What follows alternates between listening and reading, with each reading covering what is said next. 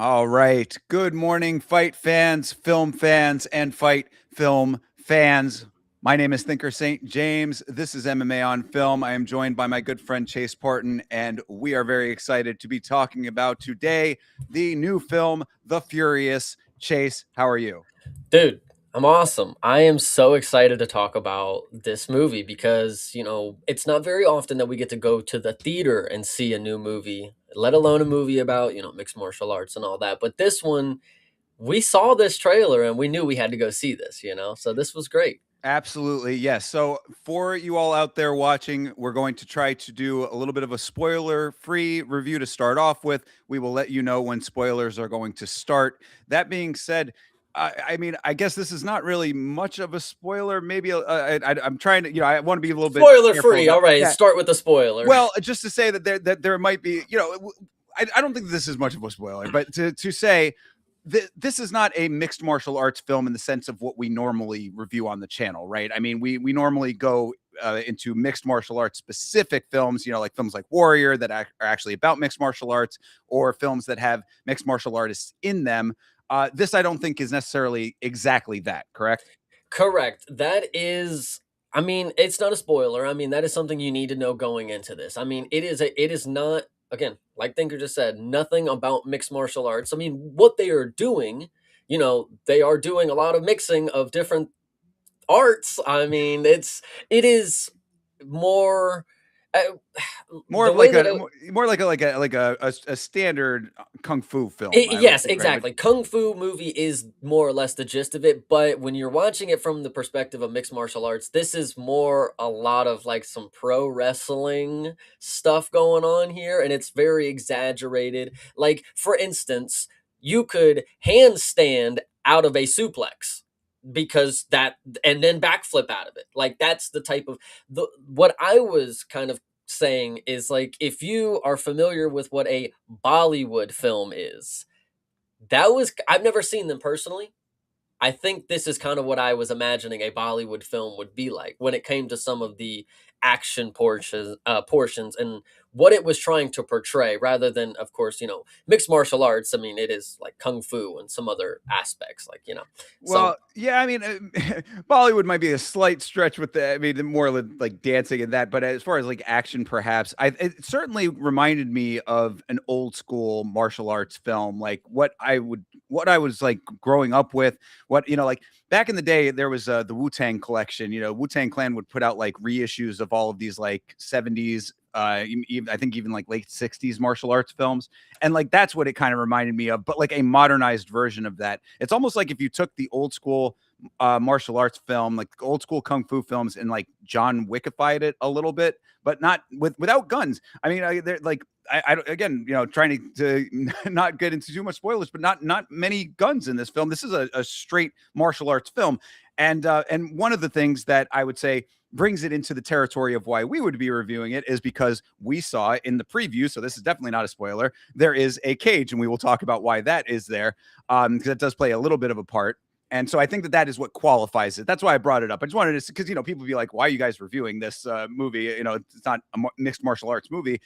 It's close enough. All right, people, it's close enough, and we wanted to watch this thing, and I think that you'll understand why we did over the course of this. No, I absolutely agree because, like I said in the beginning, this is something that we saw the trailers for the last movie that we went to the theaters for MMA on film.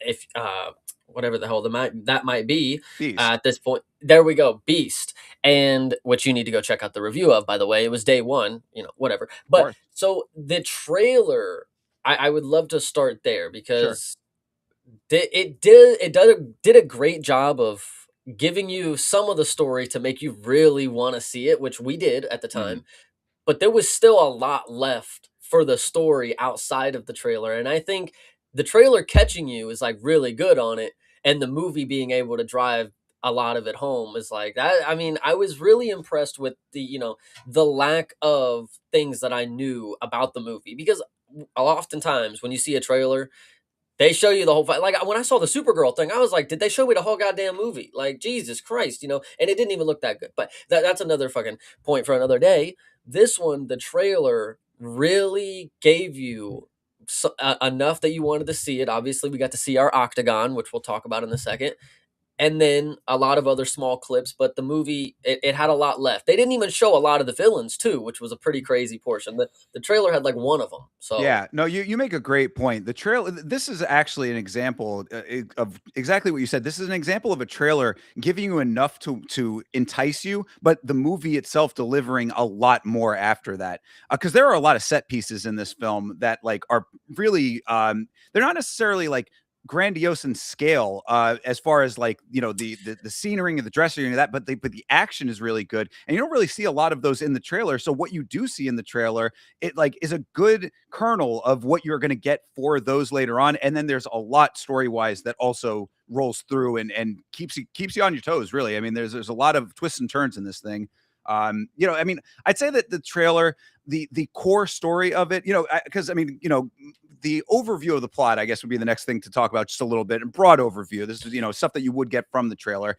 It's basically a kind of a Taken-esque kind of story, which you get that impression from the trailer. So that's the core of it. But there's a lot more that they expound upon with that within the story, and like it goes farther than you might think the logical conclusion of a story like that would go.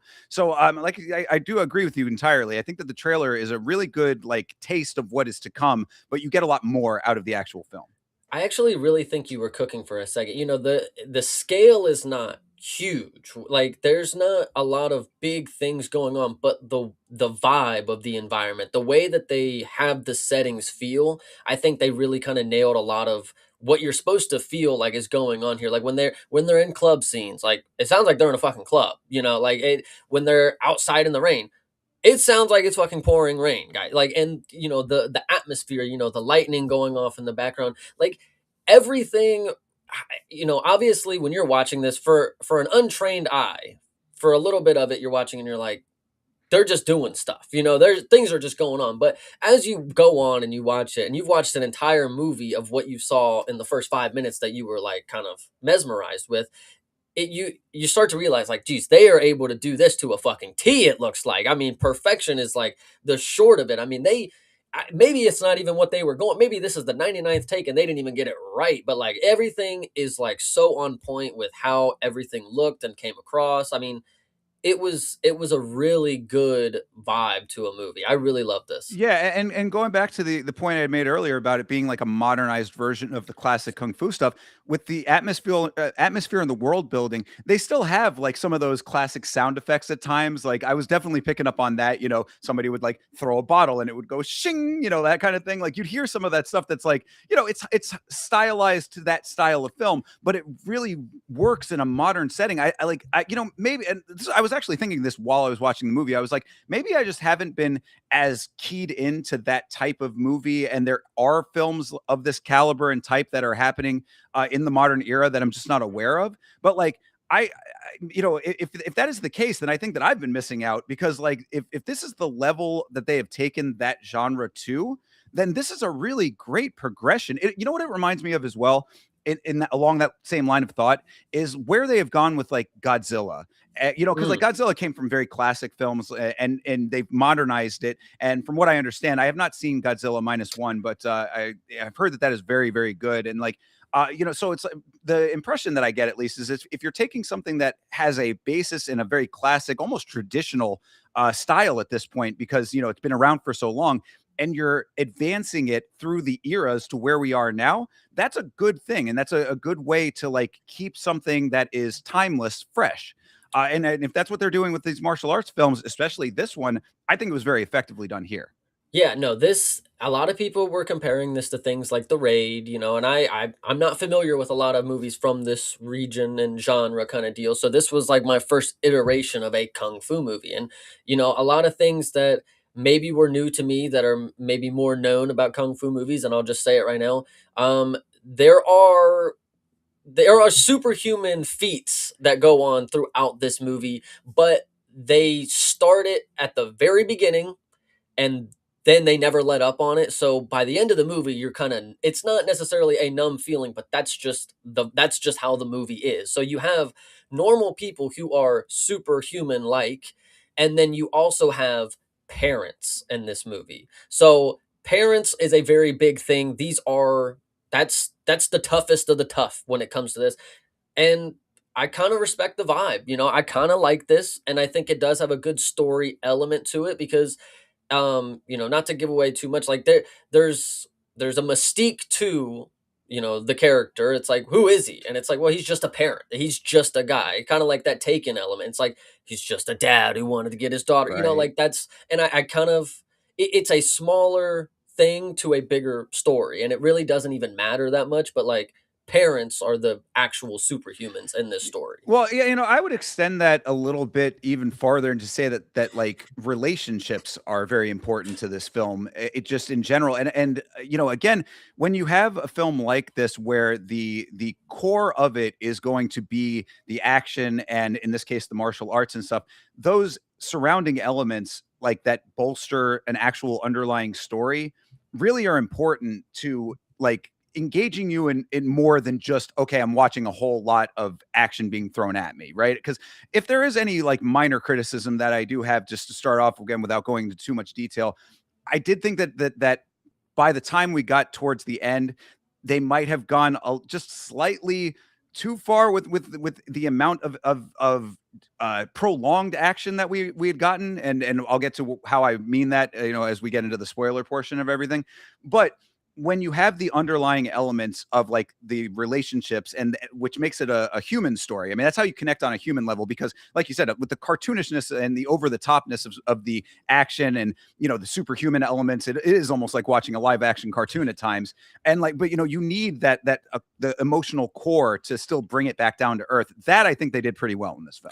I actually think that you know, at the end there, you know, I remember I wanted to say this when I was watching. It's like if you I've never again, there's a lot of films that I've never seen, but what I get the vibe of like if you've ever heard of like a Machete or like the Mike Tyson movies that he's been in, like the Steven Seagal, like the stuff that they would jokingly do in there because like they think it's cool kind of deal. It's like this movie made those cool. Like they did a lot of goofy kind of cartoonish things, you know, the stuff that they would make a sound a goofy sound effect when they hit them, but like it actually worked and like they did it, you know, genuinely. Like they really wanted to make that look cool and like they did. A lot of this stuff, if you did it in any other setting, it would just be like a one-off thing that you would just forget, but they kind of they do a lot of service to the fans who are paying attention. You know, there's a lot of stuff that if you keep your eye on, you know, they keep it around kind of deal. So I think this is really good, and then the performances, of course. I Yeah, think that's that another was thing. sure. Yeah, that get into the characters a little bit here and the performances. So again, without going too far, you have it's small in that regard as well. I mean, it's not a huge cast. I mean, there are a lot of side players and stuff like that. But really, you've got your main character that you see in the trailer. You have another somewhat main character that will become very important to the story over the course of it. You have the daughter who is also in the trailer that is kind of the crux of all of what the events that happen are, and then the world that they have to go into because of the events. I mean, so like I would say that based on what the setup of everything is, and one very specific key detail that we cannot say because it is a spoiler right now, but the main character has is very expressive with kind of almost like limitations placed on him intentionally. And I think that it worked really well for this character because it kind of strips away a lot of like the surrounding questions that you might have and just lets you kind of go with him on the journey without bogging it down in a whole lot of unnecessary side filler stuff. Like he's very streamlined character, I guess is how I would put it. The main No, character. I definitely agree with what you're saying there, and, yeah, he's definitely really, really good, really expressive, and the thing that I would say and I don't know if it's spoiler, and I don't know if you wanna talk about it now, but when I went to go see the movie, they had made me aware that I would be seeing this in a dub. And that is the next thing that I think is crucial to the point that you're talking about with this character is once you learn quickly, I was like, perfect. If this is going to be a dub, I mean, this is the easiest path of a character to follow, you know. So, but then you quickly realize that it is not a dub. That did you get this? Okay, yeah, this is actually I'm really glad that you brought this up. Yes. So, okay, I'm going to assume that we saw the same version of it. I think that there's only one that made it over to the States and there might only be one period. But Yes. so this is important to note because I don't think it takes you out of it, but it is a little bit jarring at the very beginning. This is you talk about a sub or a dub. This is both. I mean, like Yes. this, like it has subtitles at portions, it has dubbing at portions, and then English dialogue intentionally at times. So it's like it's a little bit of a hodgepodge of all of those things. It felt like, I mean, it didn't take me out of it so much to be like, man, I can't follow, or I'm not like this is like breaking the immersion or anything like that. But like there are times when the dubbing is very noticeable. There are other times where it is, not noticeable at all because the English dialogue is matching with the lips very like perfectly. I thought that the subtitling was fine when that was the thing, but you do have to keep your head on a swivel with all of this because at times you're going to be seeing subtitles at the bottom of the screen. Then you're like, oh, that mouth is not working correctly. And you're kind of, your brain is sort of always darting around. And in a film like this, where everything is very action packed in general, it's really like bang, bang, bang. You know what I mean? You got to be on your toes. Yeah, so after a while, I was thinking about like what could be the reason for this? Because yes, you are right. At the beginning, we have subtitles, and I'm cool with it, and we're having a good time. And then some characters speak English, and it's not a dub. I mean, they are actually the actors are speaking the English, and I'm like, okay, so okay, we're getting English in this movie, and then some characters will be dubbed over their voice, and whatever the case may be, my solution or what I hypothesized is that when the movie starts, you find out that it is again not a spoiler. This is somewhere in South Asia. That's just where it's at. I would like to believe that because there's a lot of different stereotypes for characters, and then there's a lot of different ethnicities and regional characters in this, so maybe English is interchangeable and they use a lot of different other languages and mix it in. So because there's one specific character, and we may talk about him later. I mean, he's not really necessarily important, but his lines are all dubbed over, but everybody else around him was speaking English, and I'm like, was he not able to, or did they, whatever the case may be, was there a different idea by the time it got to the cutting room floor? Like, oh, well, let's not sub him over, or let's not do the subtitles because it doesn't necessarily translate to that, like whatever the case may be. I don't know. Yeah, all of those elements of it. I think that pretty much what you're saying kind of tracks with it being, just someplace, somewhere kind of thing. Yes. And I mean, I think that it really does follow in the tradition of kung fu films. Like, I think a lot of it comes from budgetary limitations. You have a set number of takes you can do, so things are just going to match up if they match up. If not, we'll fix it in post. It reminds me of Bloodsport when Yeah. everything is dubbed over or whatever. But like in with this again, that's just a tradition of the genre. So the modernized version of it doing it does not bother me. You know what I Yeah. mean? Like, just go with it. No, it actually wasn't even a problem.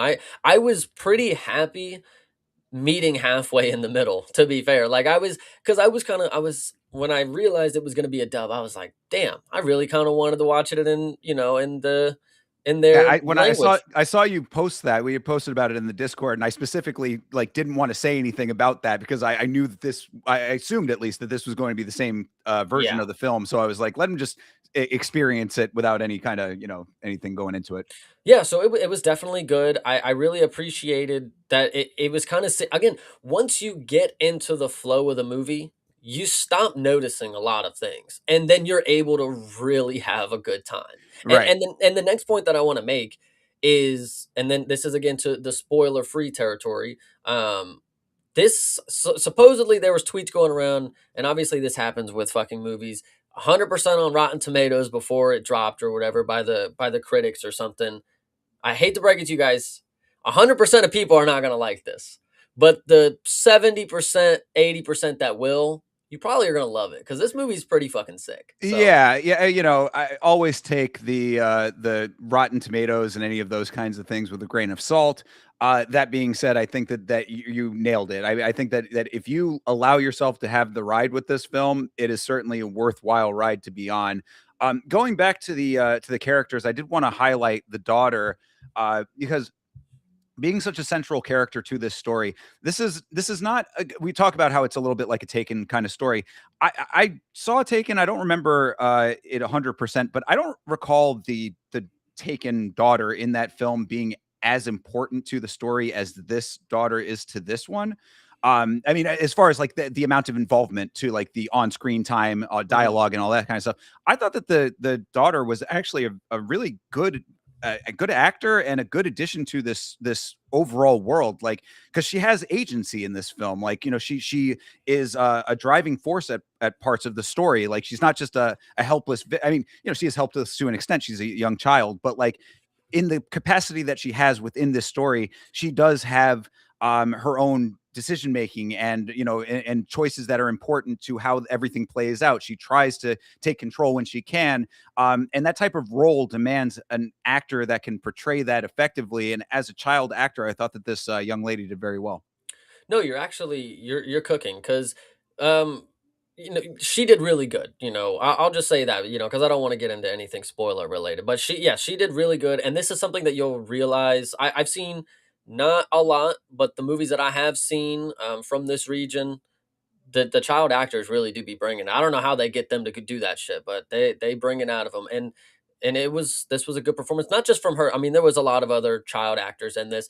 Um, Questionable storyline about children. I don't know why this is like a common storyline. You know, we'll talk about it, of course. You know, talking into the movie a little bit, but like the child actors, great job. I don't know why it's a very common storyline for them to always just be getting kidnapped and stuff like It's that. because But it's compelling, you know. It's yeah, because it's yeah, compelling, and it's an easy, again, going back to that human core part of it. Like, it's an easy thing. We all, you know, as human beings, we recognize a parent's love for their child, and you know, going through hell, doing whatever it takes to, you know, make sure your child's safe and all that kind of stuff. So, you know, fair. again, if you strip it down to brass tacks, like, it is not a overly complicated story in that way. But as I have said, I thought this while watching the movie. I was like, not, you know, I think I even said this during Bloodsport. Like, it doesn't have to be a crazy complex narrative to be satisfying, and I think that this certainly falls into that category. You know, I thought again a lot of the relying on the characters to carry a simple story is very important. You know, they're going to be doing all the legwork. I thought that was done pretty effectively in this film. I wanted to, going back again to the characters, I thought that the villain actors were very entertaining in this film. Like, because there's not like, well, again, without going into too much spoilers, there's a couple of maybe central villains, but like there's it's broader than that. There's like a couple that are like the mains, they're like the secondary, and then there's like the surrounding thereafter. And the main villains I thought were pretty good. Well, one better than another. There's one that's a little bit more cartoonish, and I thought he was very fun. And then one that's a little bit more subdued. And you know, we'll go into all the details with that. But overall, I thought that they were serviceable for this type of story and were a good contrast to the more subdued and driven main character and surrounding.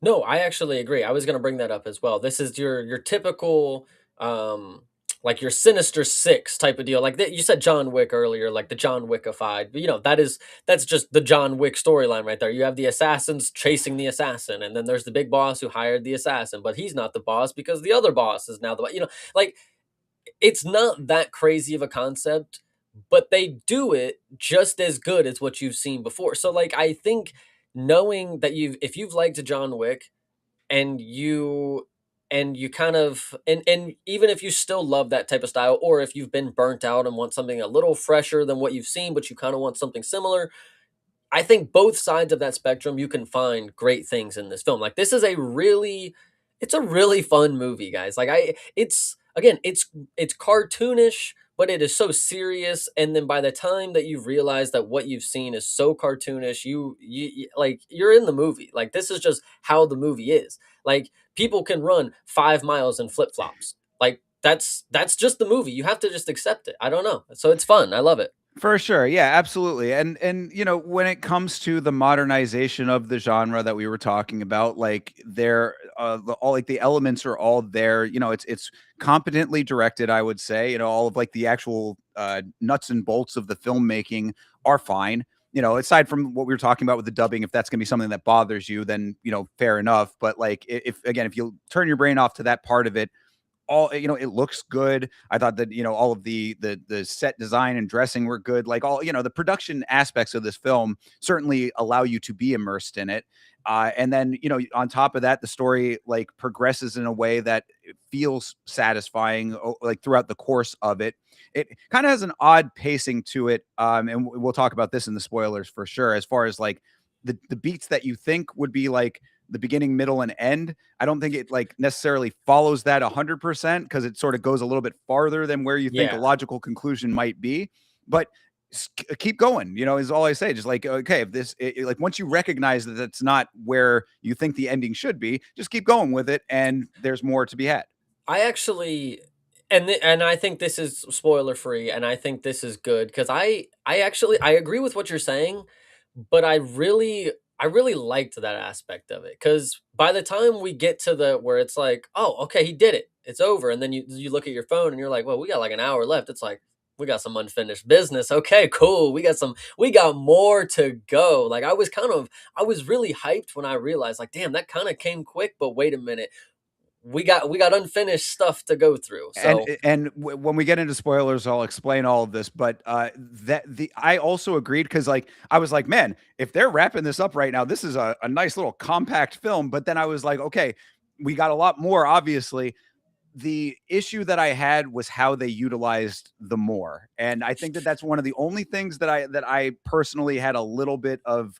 If there are any negatives to draw from it, that's where I would say that the pacing maybe played a little bit of a part in it. Because if you're going to have that more at the end, you got to utilize it as effectively as the stuff that got you to it.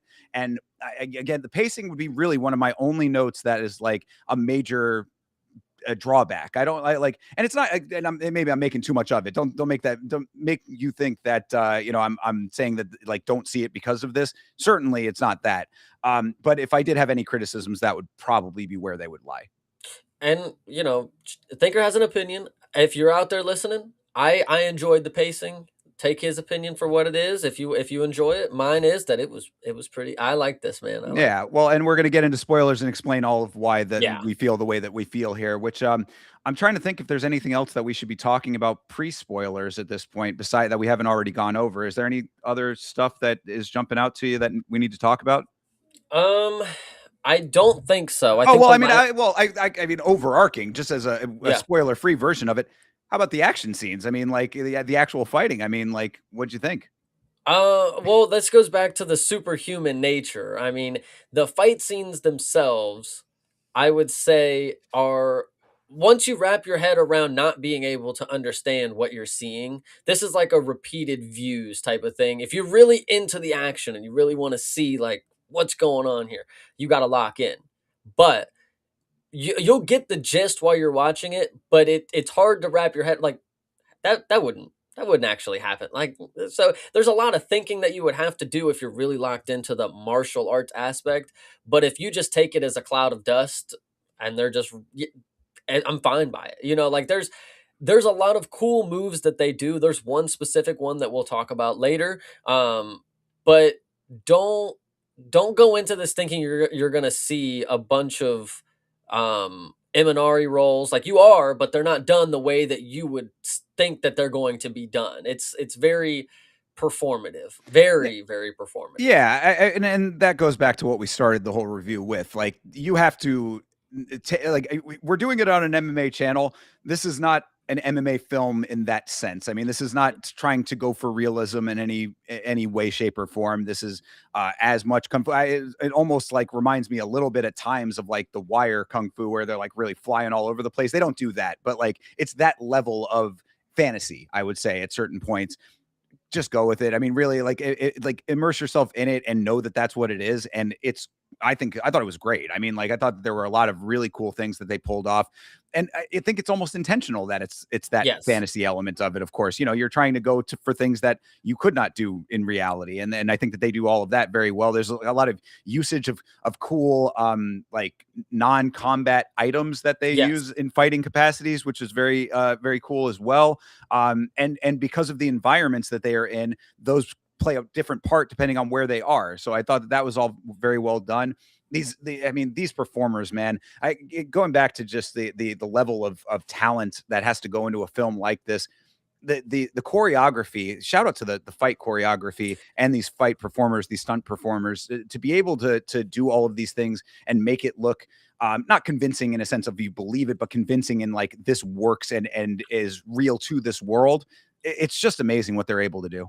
No, it absolutely is. This goes back to what I was saying about them being able to do everything to a T and Right. perfection, whether it's in their eyes perfection. From what I'm seeing, they had done, and this is no exaggeration because this is just how much of a there's just so much going on that they did more or less probably 1,000 to 1,500 martial art techniques, in the movie itself, and they were able to make 500 of them look like they were planned, and thrown with something, in every one of the scenes that you could see, there was just 5 people to 17 people doing martial arts in one room, and not one person being off cue where the director has to say, cut, god damn it, dude, like get on your they're all locked the fuck in. Like Yeah. that's just how crazy it is. Yeah, and it really does. Like you need that level to make it all as satisfying as it ultimately is, and that is a big reason why this is such a satisfying experience. I would say, and then again, you pair that with the emotional core of the story, which I think is pretty well throughout. It's well presented throughout all of this.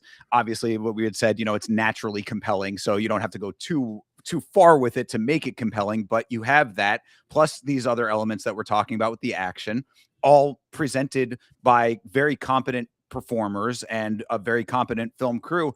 That's a satisfying product right there. So really, I mean, I would say that that is where I would end the spoiler free version of it, is like, all of those things that we just said coalesce into a very satisfying final product that is very much worth your viewing. No, I actually agree. I would tell you guys right now, my last thing to say before we get into spoilers, go see it in theaters, because if you are at home watching this on streaming 8 months from now, I would say you may be turned off in the first 5 to 7 minutes. If you've never really seen anything like this, you potentially could be like, this isn't for me. But if you go to the theater and you pay your ticket admission and you go in here and you don't walk out because you paid fucking money for it, you will have a good time by the time this is over. This is a really good film. I really think it is a fun experience. There's, when it comes to the dubbing aspect, if you guys are a little turned off thinking like, there's a lot going, I was worried that I was going to be, mad watching people's mouths move that didn't fucking add up. It's not a problem at all. There's literally two characters that can't get it, but everybody else you understand, or you have the subtitles right there. So I think this is such a good experience.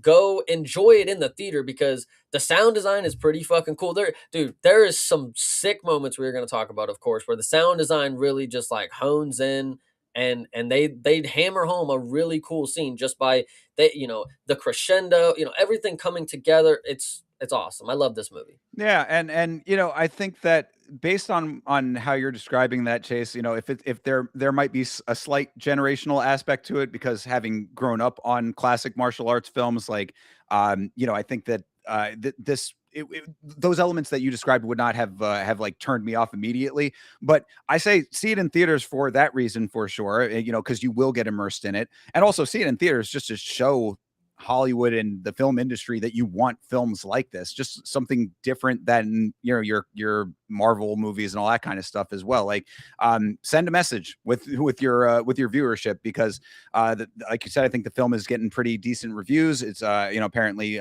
people are enjoying it right now already. You get more of it if you support it. So I think that this is a film that if it's very rare that in the modern era that I feel this compelled to say, like, show that you like a film like this. If you do like it, you know what I mean? Like, show, if it's something that seems interesting to you, support it, because we need that now to send that message. And this is, if there was ever a film that would be good for that to have the case with, like, if like a film that you should be supporting in that way, I would say this is it. No, 100%. Think about the last time that you saw a commercial for a movie and you said, "Damn, I want to go see that movie." And then you went to the theater and you saw that movie and that movie actually was good. Think about the last time that all of those happened in that order, you know? It's normally not all three. I'm just Yeah. saying. That's the much more eloquent way of saying what I was trying to say. So thank you, Chase. Yeah. Exactly. All right. So I mean, that being said, then I think that this is going to be your spoiler warning, because we need to get into the spoilers now. There's so much that we can be talking about here, and we're going to do just that. So if you are planning on seeing the film, this is where you will end your watching. We'll see you on the other side of it. Come back and watch the spoiler version when you've seen it. But if you are sticking around, this is where spoilers start. So spoilers in 3, 2, 1. Okay. So this thing starts off. So, let me say it like this: for the first half of this movie, I was like, this might be one of the best movies that I've seen in like the modern era. The first half of this movie, I was so fucking locked in, because, like you said, it starts bang, starts Mhm. with action off rip, and it keeps, like, I mean, like, it slows down just a little bit to give you a little exposition of the characters, but then it goes right back to action. And those early set pieces, like, the two that stick out to me are the very intro one with the lady martial artist, who, it's so unfortunate that she ends up meeting the fate that she does, because I thought she was excellent in what she was doing. But you have that early one there, which I thought was excellent, and then of course the chase scene where he's chasing after the truck. These are two tremendously great action sequences. Well, so let's start with the female. Yes, so the Yes. movie starts with her, and this is where you kind of get the ominous, story that we have here. She's running through, and she's looking for a kid. We don't know who the kid is. You presume it's just a kid, maybe it's her. Blah blah blah blah blah. And now this is where the first interesting thing I wanted to bring up to you is: did you see what was happening in the room when she Oh yeah. saved the kid? Well, Okay. so that, yeah. So basically, yeah, I mean, there's some nefarious things going on. Yeah, they're really setting you up early to realize that, like, this is not, these kids getting taken is a very bad thing. And so, we find out early through some exposition that she's a reporter. She's trying to uncover, what's going on with these various kidnappings that are happening. And yeah, there's some very disgusting underworld things happening with these children.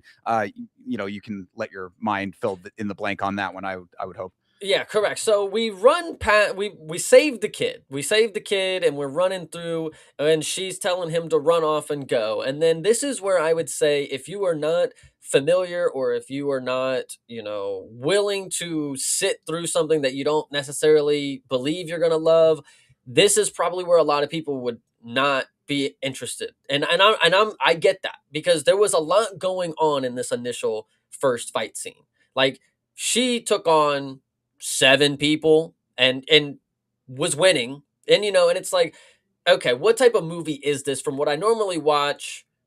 This is she's either going to do it very easily or she's going to not do it at all. And for her to like have a struggle with all these people and she's actually combating them, it's a lot to buy into initially. But then obviously once we get to the chase scene and you realize like, okay, this is a standard for this universe, I think you're able to buy in quickly after that portion. But this initial scene with her beating up the 7 people, it was fun, but it was a lot of me. I had to believe in what I was seeing. Like, okay, this is the type of action that we're gonna have. Yeah, and I think that that you benefit from seeing the trailer in that regard. It's like, like, if you see the trailer, you should pretty well know that that's the level of action you're going to be getting. So like, you just go with it from rip. But like, if you didn't see the trailer and that is the first thing, then yeah, maybe I could see where you're coming from with that a little bit. But the action from the trailer does kind of start off immediately with that, not the actual scenes, but the type of action. And I was fine with that. I mean, really, what I noticed about that, and a note that I had for some of the fighting in general that was really sticking out to me, was how well they moved on the ground. This Mhm. is something that was like, I'm sure I've seen it in other films and maybe not picked up on it as much, but like there were times there was a move that she pulled off where she just like kind of slithered on the ground and like kicked She off did a the ray one guy. gun. Yeah, she pulled the ray gun off in a way that ray gun could not. Yes. But yeah, so I mean, like the ground fighting element of it was very entertaining to me and very impressive. And then you pair that with all the rest of the stuff. So I mean, like yeah, it started off with a pretty solid bang of an action sequence, I thought. And then we progressed thereafter. But yeah, I thought it was a great way to start it. It really it brought you right in. You don't have to wait too long to get exactly what you're hoping to get out of the film. And obviously, so she beats these guys and she's running down a corridor, and then we see the kid that she had escaped, and he meets a fate of a bow and arrow, which you will find later in the film to be a more prevalent thing. But as of right now, just know that there's a guy with a bow and freaking arrow out there, and he just shoots kids in the face like that. So they're setting it up that it's a brutal life out here for a 12-year-old. Oh You're yeah, either going to get whatevered, or you're gonna get shot in the face with an arrow. And then if you ask right. questions about it, if you are anybody to ask questions about it, even a reporter, you get a fucking arrow to the face too, is what it looks like. Well, yeah, I mean that's definitely an important note. I mean, I couldn't really talk about it in the spoiler free, but it might have been like good to mention somewhere in there. Just like this film definitely goes pretty far with some of the Yeah. stuff that happens in it. I mean, like you don't expect a completely pleasant experience with all of this. But with that being said though, it's relatively like it's not gore porn kind of deal. Like it's kind of tame in that regard. Like there's not like just open gashes, like Well, you're not seeing the craziest stuff. yeah, and that's what elevates the times when like the really crazy things happen because there's like two that are like that way. I'd say that the kid in the beginning and then the wife at the end, are like the two scenes where like because when I saw the film in a theater that was actually really well attended, there were a lot of Mhm. people in the theater for me, and when the wife gets it at the end, there was like an audible gasp, like the entire theater was like, oh my gosh, it was like yeah, I mean you can understand it, but that's why is because you have the standard kung fu. There's a little bit of blood, but nothing like over the top. Yeah, it's not like buckets of blood or anything like that. So when you do have something that's heightened like that, it is an emotional element. No, and I'm gonna be honest, and I said it's a little tame for what it is, but and you're talking about the story, it's a little dark, but it does it right, man. I tell you, by the time, like we were talking about the roller coaster that it was on, by the time it got to the point where you realize there's more to come, it's like, oh yeah, I'm ready for him to go get those motherfuckers. Like, god Oh, damn for it. sure. Oh yeah. Yeah, So it was absolutely. cool.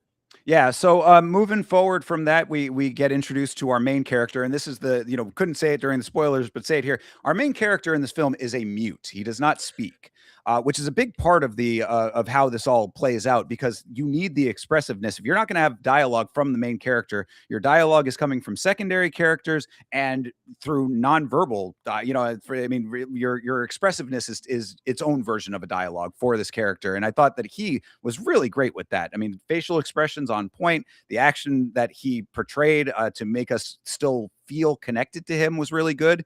But you do have to be aware of that you're not getting any dialogue from our protagonist. And well, specifically to that point, and they said this a lot, and this is the only person, well, there are two people that have been regionalized, I guess, or regionally categorized. He is the Chinese mute, by the way. True. They are from China. So him and his daughter, they are from China. She wants to go back, and she wants him to come with her. And he can only just look at her and kind of give her the look, like, what do you want me? I got to work, kind of deal. And this is actually a good question. So he uses sign language to communicate for most of it, and or he Yeah. claps or snaps. That way, Right. it was kind of funny after a while. It's like, oh, it's kind of cute.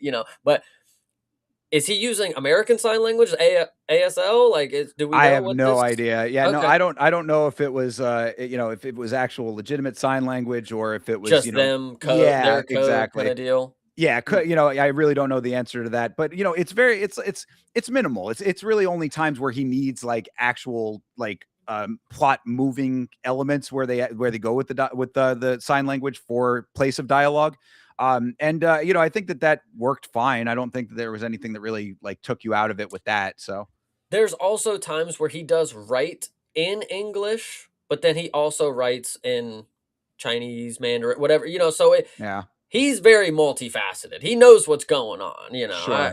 there's multiple ways for him to communicate, and he does a lot of them. He just does not speak, which doesn't like I said at the beginning with the sub and dub, once you find out that your main character doesn't speak, it's like, well, okay, shit, I don't really I'm supposed to follow him blindly kind of deal. I'm supposed to just follow the story as it is, and if it's a good story, I should be able to follow without having much told to me or him telling much onto it. So I thought they did a great job, me being able to follow the character and not necessarily have to rely on a language barrier or anything like that. Yeah, no, absolutely, and also it allows for the surrounding characters to elevate the story themselves. That's again why I brought up the daughter at the beginning. I thought her expressiveness early on was very important.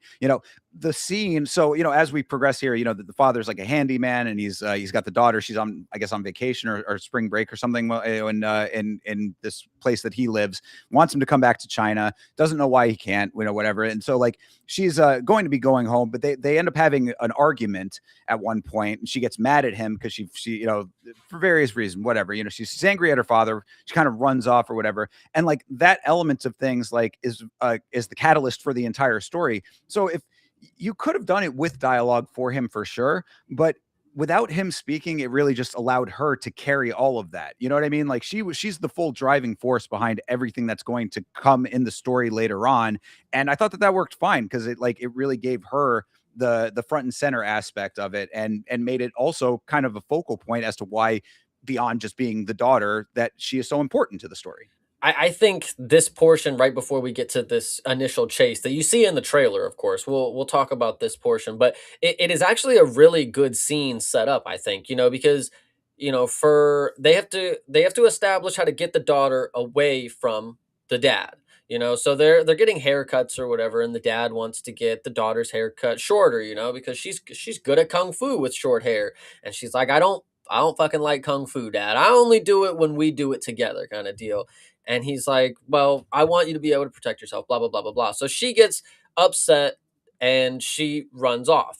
And I thought this was a good idea that, he could go after her, but, the women in the, like, no, no, no, no, no. Like, we'll go calm her down, you step, blah, blah, blah, blah, blah.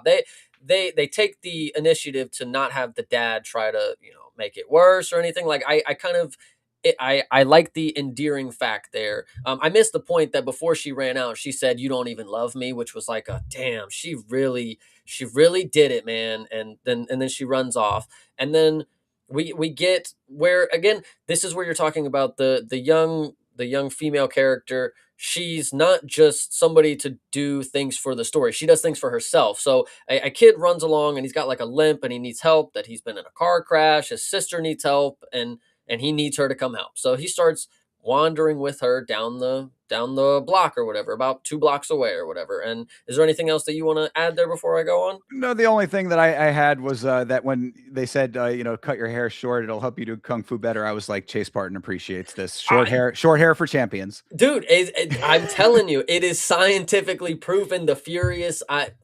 All I'm saying, I love the movie. The movie might love me back. But Sure, yes, but no, yeah. This kid is basically is luring her into a trap. She does not realize this at the time, of course, but the kid is working on behalf of who we find out is his father's part of this criminal enterprise, and lures her down into an alley. And this is where the initial taken element of things happens. She gets a bag put over her head, and she's tossed into the back of a truck like bag of garbage. Really, I mean, yeah, no, absolutely. And that's again, that is where this is maybe the first cartoony aspect of it is because it's not cartoony to get abducted, of course. It's not a joke at all.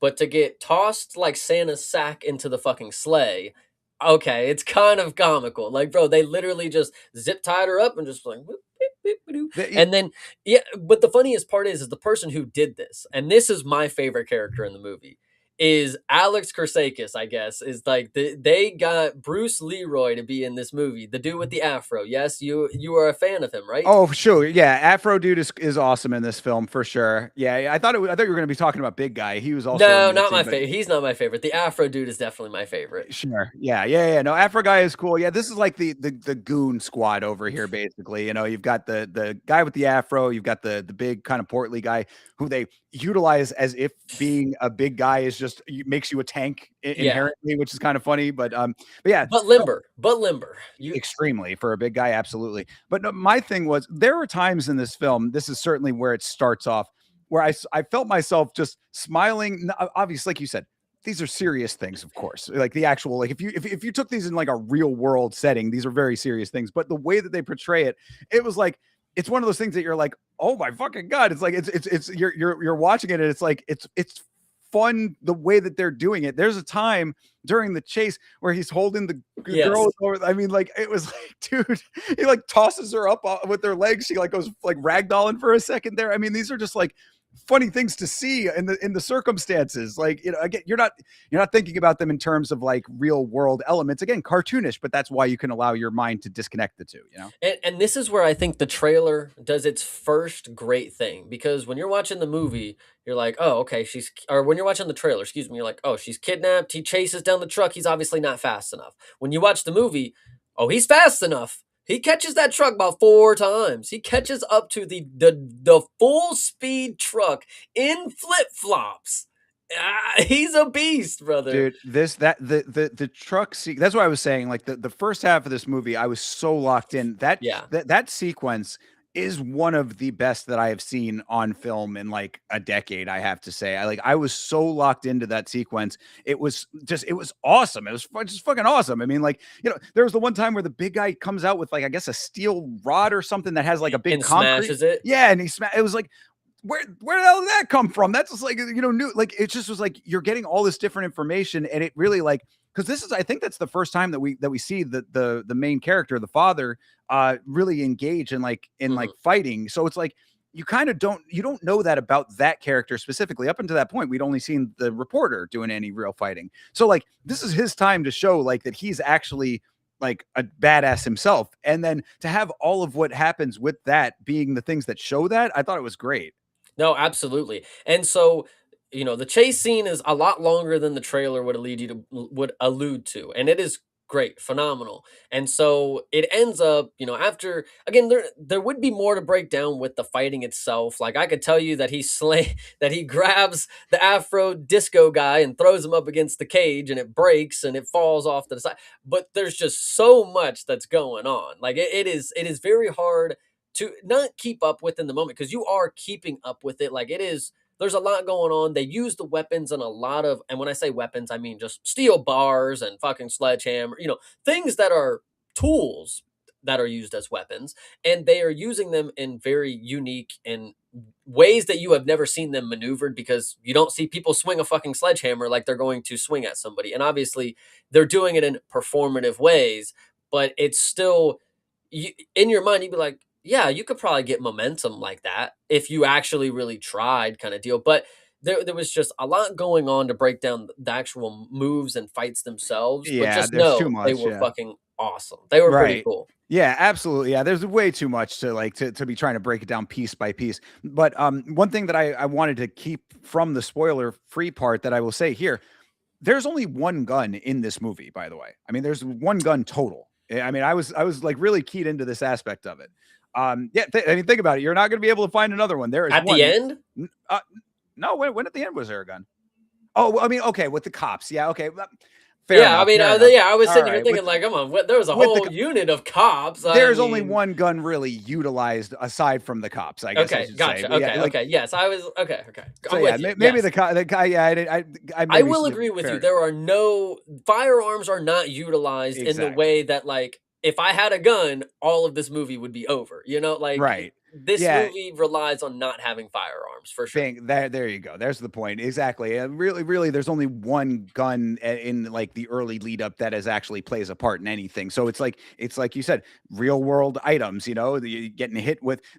There's so many real world items. I mean, we'll talk when we get to the end. They fight with bicycles in this film. People, literal bicycles being used as weapons. This is a crazy thing. I'm glad you brought this up. Just as my little foreshadow, if you are here, go watch Step Brothers, and there's a scene where they fight on the lawn with a bicycle and like a cricket bat. That's exactly what the end of this movie is, by the way. But I digress. So yes, so after this, he chases the truck. He gets thrown off. He gets beat up. He beats them up. You know, they run off, snickering, ha ha ha. Anyway, he goes home. He's mad now. He's got to figure. He actually sorry. He goes to the police station first. He goes to the police station and he writes down the notes. A guy with afro, bald fat guy, blue truck, and they're like, "This is not a report, brother. Like, we have procedures. You know, go write that paper over there." And he's like, and then he walks by the missing kids posters, and he's like, and this is where, because like they're obviously not going to do anything. I think the police chief even walked out, and he's like, "No can do, brother. We're not going to look into it." And Right. so when he walks out and he looks at the missing kids poster, you as the audience member, you're like, "Oh, he's gonna fucking get him. Oh, he's gonna get Well, him." yeah, and I mean, again, for a simple story like this, very obvious, like obviously telegraphing that A, the cops are not going to help, and B, like if you can take two steps further, you kind of infer that the cops might be a little bit in on it. I mean, like I already got that impression. They make it a little bit obvious when at the end of the scene they pan up to the big "to serve and protect" sign. I was like, Yes. okay, yeah, obviously they are not serving nor protecting in this film, but to be expected. But just so I'll give you the foreshadow, there is a lady cop character who, again, when it goes back to the sub and dub thing, she speaks English. She is one of the main cops, of course. She is a sergeant or something. She becomes a little important later on. Maybe there's a little more to talk about with her, but just know that there's an English speaking cop. Her partner is the guy who's the one of two people who do not speak English 100%. Sometimes they do, sometimes it's subtitles, sometimes it's just a complete dub over, and that's just the cops right there. And then the chief, who's clearly corrupt. You find you know that off rip, like he's not doing shit with his fucking job. But so yes, so he walks out. Our main character, that is the Chinese mute, is how they call him. I actually, it's kind of aura. I don't know. That's just me. But so he goes home and he's fixing an ice bath. He's tending his wounds. You see that he's all fucked up, and then you get narration over from the lady cop, and she's like, I can't find anything about him. He's got no name. He's never done anything.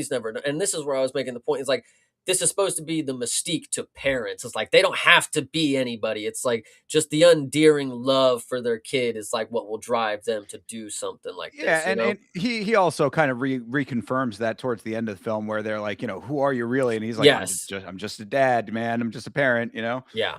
So yeah, so that all tracks, and then so he kind of is like remembering some details about this thing, and then he remembers some symbols, I think, and then matches them up Yes. to where we end up going, and this is where we have our very loose connection to combat sports that that make it so that we could be reviewing this on this channel.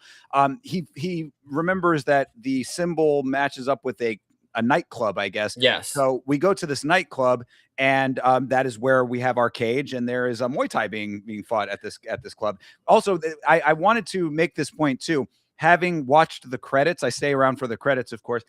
They did not set it up to be Thailand, but if like you watch the credits, you will realize that this is a Thai production, basically, is from Mm, what I gathered. So he might be Chinese, and like they didn't specifically make it Thailand, but if you put Thailand in the place of this location that he is at, it kind of informs a lot of the things here.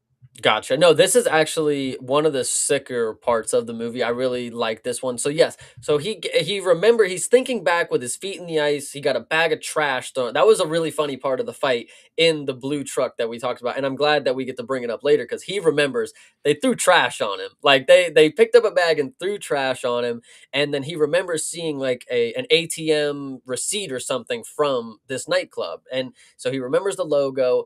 And he's at the nightclub. That's just how quick the shit comes. He is at the front door, and you're supposed to believe, like, yeah, no time wasted. I mean, he figured out. Actually, he gets his clothes on. He puts on his steel toe boots that his daughter got for him. I really like that True. aspect of it too. She brought up earlier, like when he was working, because he's a handyman. He was working in flip flops. I told you he was running after the blue truck in the flip flops. She's like, "Why aren't you wearing the steel toe boots I got you?" And he just kind of smiles it off, like, all right, come on. So he wears the daughter's steel toe boots, which is a pretty sick feature when we talk about here in a little bit.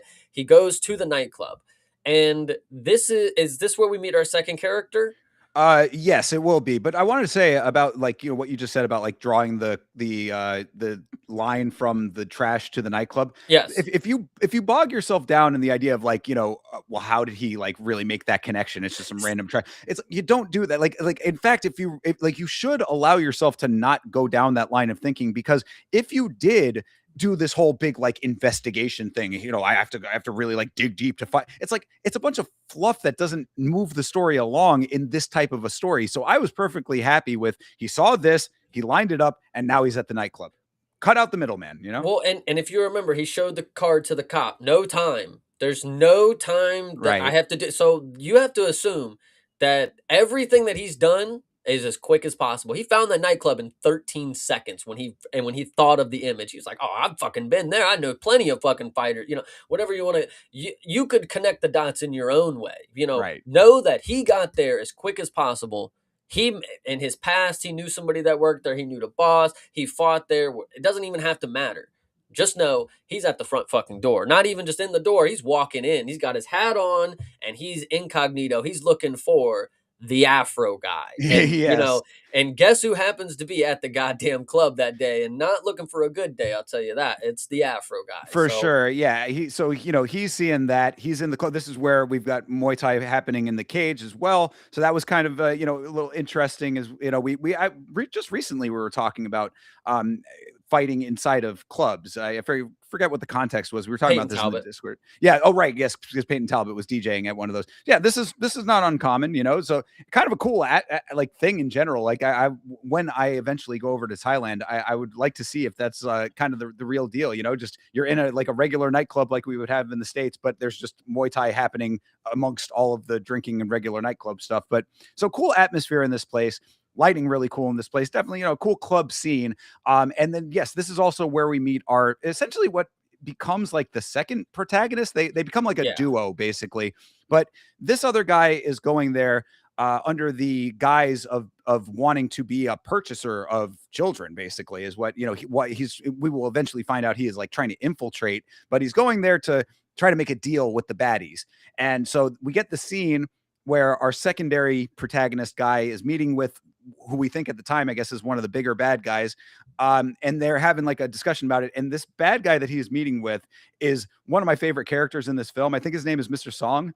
Yes. Yeah, he is fucking hilarious. Cartoon characters throughout this film. This guy is really fun. Like he's one of The those like, hick. yeah, he's got a cowboy hat on. He's like he laughs a lot. He's one of those guys that like, laughs very menacingly and all that. So I thought his character was really cool. So they're trying to work out a deal for literally for children. I liked also another detail about that with when it comes to our secondary protagonist. You can tell that like he's obviously he needs to play a bad guy in this moment, but he doesn't go so far down the bad guy rabbit hole, because if you heard, his purpose for wanting to buy these children is to make them work on a fishing vessel. Nice. I Yeah. love it. So it's like again, I thought that was cool to the character, because it's like, yeah, he knows he has to play a bad guy, but like he didn't want to make it for the same stuff that first kid got. No, absolutely. Yeah, no, this guy, the second protagonist, if I were to say they knew Josh Van was the champ, because they cast somebody that I watched the movie and I said, damn, Josh Van is the secondary character in this movie right here. I love it. God damn. Because no, this dude was awesome. You're right. So he's breaking bread, he's telling him like, yo, I want 30 kids. And I want them up front, and then I'll bring you money back. And the boss man's like, yeah, you think you're gonna come in here and demand everything? Yeah, you got another thing coming. So he plays the card like, yeah, well, my boss sent me, so if I don't show up, then he's gonna come. So he plays the hand. The country Asian guy, whatever's going on with this character, the cowboy hat wearing guy, he laughs it off. They have a good time. You We found out earlier, and this is actually not where we we get introduced to our second character, but we had known of his existence earlier because we found out he has been spying on the bad guys up until this point. So this was the second iteration of that. He had a handkerchief that had a camera in it, and so he was recording the cowboy hat wearing guy, and making sure he got his face, and getting all the ins and outs of this operative, of course. And so at the time when this is happening, you go back downstairs where our guy, our Chinese mute, he is walking around and he's looking for answers, and he sees the Afro guy, and he walks upstairs, and they stop him. And they're like, "Yo." And then he walks over and he flips his hat off, and he's like, "Who the fucker?" And he realizes, like, "Oh shit, it's this guy again." And then so we start fighting, and now we have a big old brawl in the nightclub. And so very quickly it goes over the railing into the octagon, which this is where this is the start of the more interesting aspects of this movie, because you have the two guys, you have the Afro guy, and then you have our mute character in the cage. The Afro man runs out, locks him in there with the Muay Thai guys, and now they are gonna fight our guy. So that was a very funny aspect. That is like, no more competition against each other. Your job is to beat up the random dude in the cage, and now you're locked in there with him. So in theory, if you're locked in the cage with the baddest man on the planet, what's gonna happen? Well, our main character wins very, very easily against these professional athletes, is what it looks like. So Yeah, well, in keeping with the character, he's wielding a hammer because he's a handyman. So, like, the hammer is the weapon th- of choice for this. What? that came out after a few. That came out. He was beating up like seven people, Oh, and yeah, then yeah, he yeah. pulled out the hammer, and he Oh, was like, for "All right, sure. nine is enough," and then I'll just start. Yeah, yeah, yeah. I mean, he's definitely, again, kung fu film, but like this is again the evolution of this style of film, because like back in the day, in like a '70s version, it would be the big circle and they would all attack at once. Now they've realized you can't really do that anymore. I mean, it's got to like be more realistic than that, as far as like people all kind of being more of a free for all kind of thing. And so for that, yeah, you have this big brawl inside of the cage. You could say that this is about as close to mixed martial arts as you're going to get in this film, because it is like, the kung fu guy against the Muay Thai fighters for a second. A little bit of a stretch, a bit of a stretch to be saying that. But yeah, again, action sequence in the club. It's fighting inside the cage for a very little bit. Completely external to actual any sanctioned style fighting, any competition style fighting. But they're fighting in there. They go outside of the cage. They're fighting out there. They're going all over the club, fighting all over the place. Guy, the other reporter protagonist, now where we'll eventually find out that he's a reporter.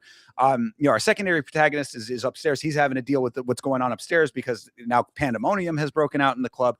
And eventually those two guys end up meeting. Our protagonist number one, and then the Chinese mute, end up kind of having an encounter themselves. So before they meet, there's this one specific part that I cannot stop thinking about in the movie, because the sound design and the way they executed it. So we were in the cage last where we left off, and then our mute character jumps out the cage because he sees the Afro man. He got away and he's running upstairs. So he jumps over the cage. He's running upstairs after him. Afro man turns around to defend himself, and the mute character strikes a pose, and then does like a body kick to him, and then you get the impact, and you see the steel toe, but it's like a woof, and Yeah, hell yeah. it was like it was what the Den Mock should have been, really. Like he, dude, and I just can't believe, like, he really hit like the crane pose and then body kicked him, like, he had him like flinch up top and then kicked him in the stomach, and I was like, this is peak right here. This is peak. So anyway, yes, our Josh Van character is fighting down the stairs, and then they bump into each other,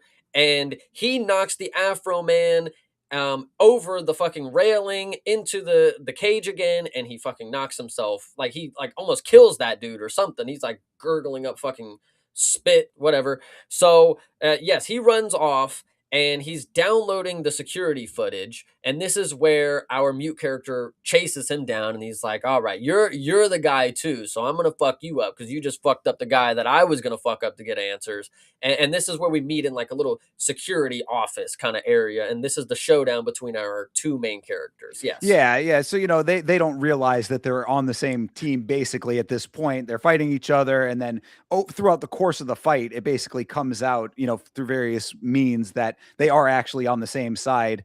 And he's like, hey, I'm trying to help too. And then that's he's taking the footage because we will eventually find out that he is the husband of the woman who was the reporter early on. He is continuing her work basically.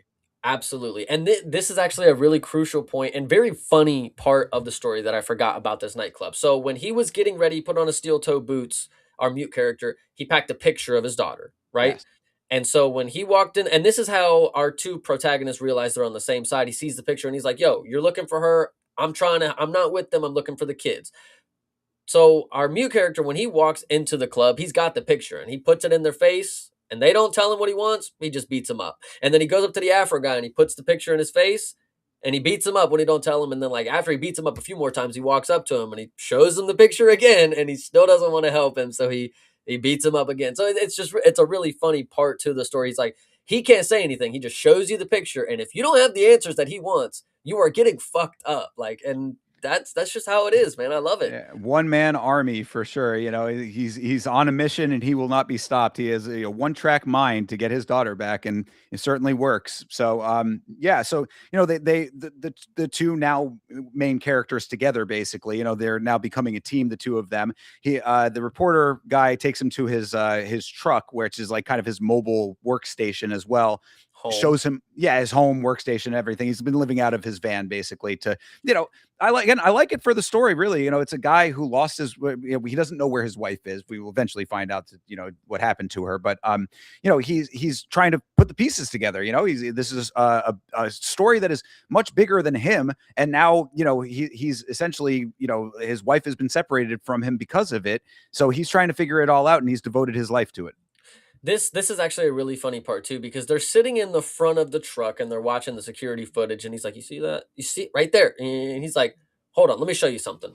And then they go to the fucking back of the car. It's like, dude, you could have just like, you know, like it was like we were going somewhere else. Like, let's go in here and look at it. And it's like, no, he just opened the fucking back of his car. You know, like it was kind of funny. And then our mute character solved the entire fucking riddle in 30 seconds. That was So pretty funny. Yeah, I was like, you know, this guy is. I mean, what I will allow for this, two things. One is that they did at least show us that the wife. They showed a picture of the wife and the husband early on in the intro to everything, and the wife is wearing a gi and she has a black belt on. So like at least there's some basis for martial arts to be in any part of their lives. Because my thought was these are some kick ass fucking reporters over here. Like Jesus Christ.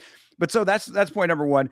Point number two with that is that yes, this guy, you know, I say that to say I will allow that this guy is maybe not a very good reporter, you know what I mean, or a very good, I you know, journalist, analyst kind of person. No, I think you're wrong. I think you're interpreting. He's not a reporter. Right. That's what I mean. Is that he's not he's only become one because of the situation. Yeah, yeah. So he's portraying his wife who is missing. He is pretending to be her to continue on her Right. journalism. So he's not necessarily built for this. He ain't necessarily have a career for it. As of what we've seen, what he can do with fighting, it seems probably likely that he had been, you know, a martial artist or something, you know, whatever the story may be. So I kind of take I make joke of it like he solved it in 30 seconds, but yeah, this dude's not a fucking he's not a detective, you know, That he's yeah, just a guy. that's what I'm getting at is that, you know, because it is very funny that the Chinese mute takes three pictures off of the wall. Like, you know, he's got like his wall of all of the, you know, All the the evidence. pictures were there too, by the way. He had the answers right in front of him. That's what I'm saying. It's like, you know, I have to give it to the film to just be like, yeah, you know, he might have had the answers, but he couldn't figure out the puzzle, you know, that kind of thing. Because yeah, three pictures is like, doot, doot, doot. Yep, these. Yeah. This is the story here. And so the pictures all had this ice truck in it, you know, the local ice truck. And he's like, oh, this makes sense. You know, it's ventilated or, you know, it's soundproof or whatever. You know, you Yeah, can't the hear kids scream. insulation. There you go.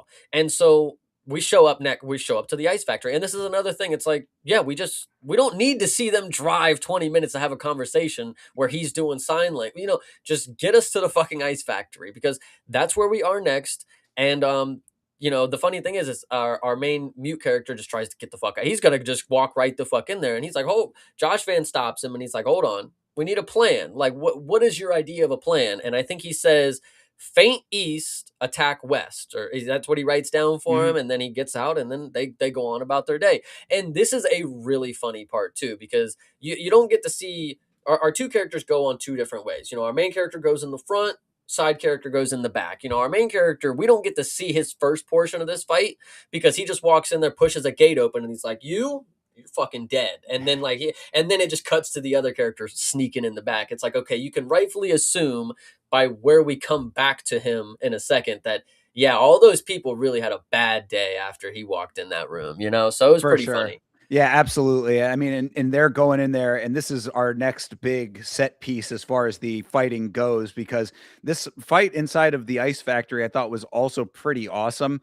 To set this up a little bit too, like we had some portions, like it's kind of interspersed throughout some of this portion of the film where like we cut away to the daughter, and now she's amongst all of the other children that have been kidnapped. Basically, she's Yes. forming a little bit of a relationship with the one kid who has the leg, the one that set her up, basically.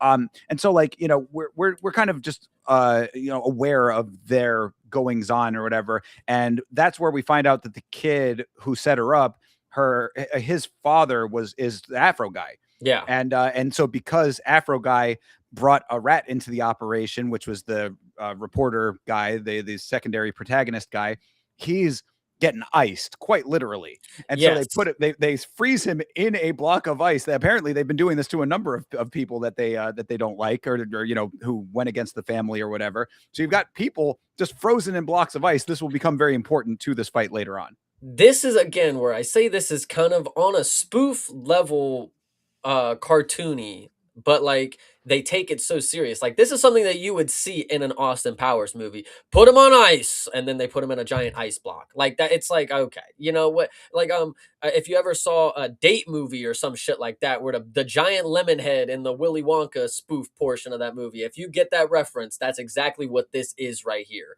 And so yes, it is a great portion where they are literally blocks of ice. You know, Han soloed up, basically. Literally what I thought. Yeah, exactly. They are ice instead of carbonite. But yeah, so I mean, that's at least it will play a part because again, to the cartoony nature of this thing, a huge set piece fight breaks out in this place. This is where big guy ends up becoming the tank that we know him to be.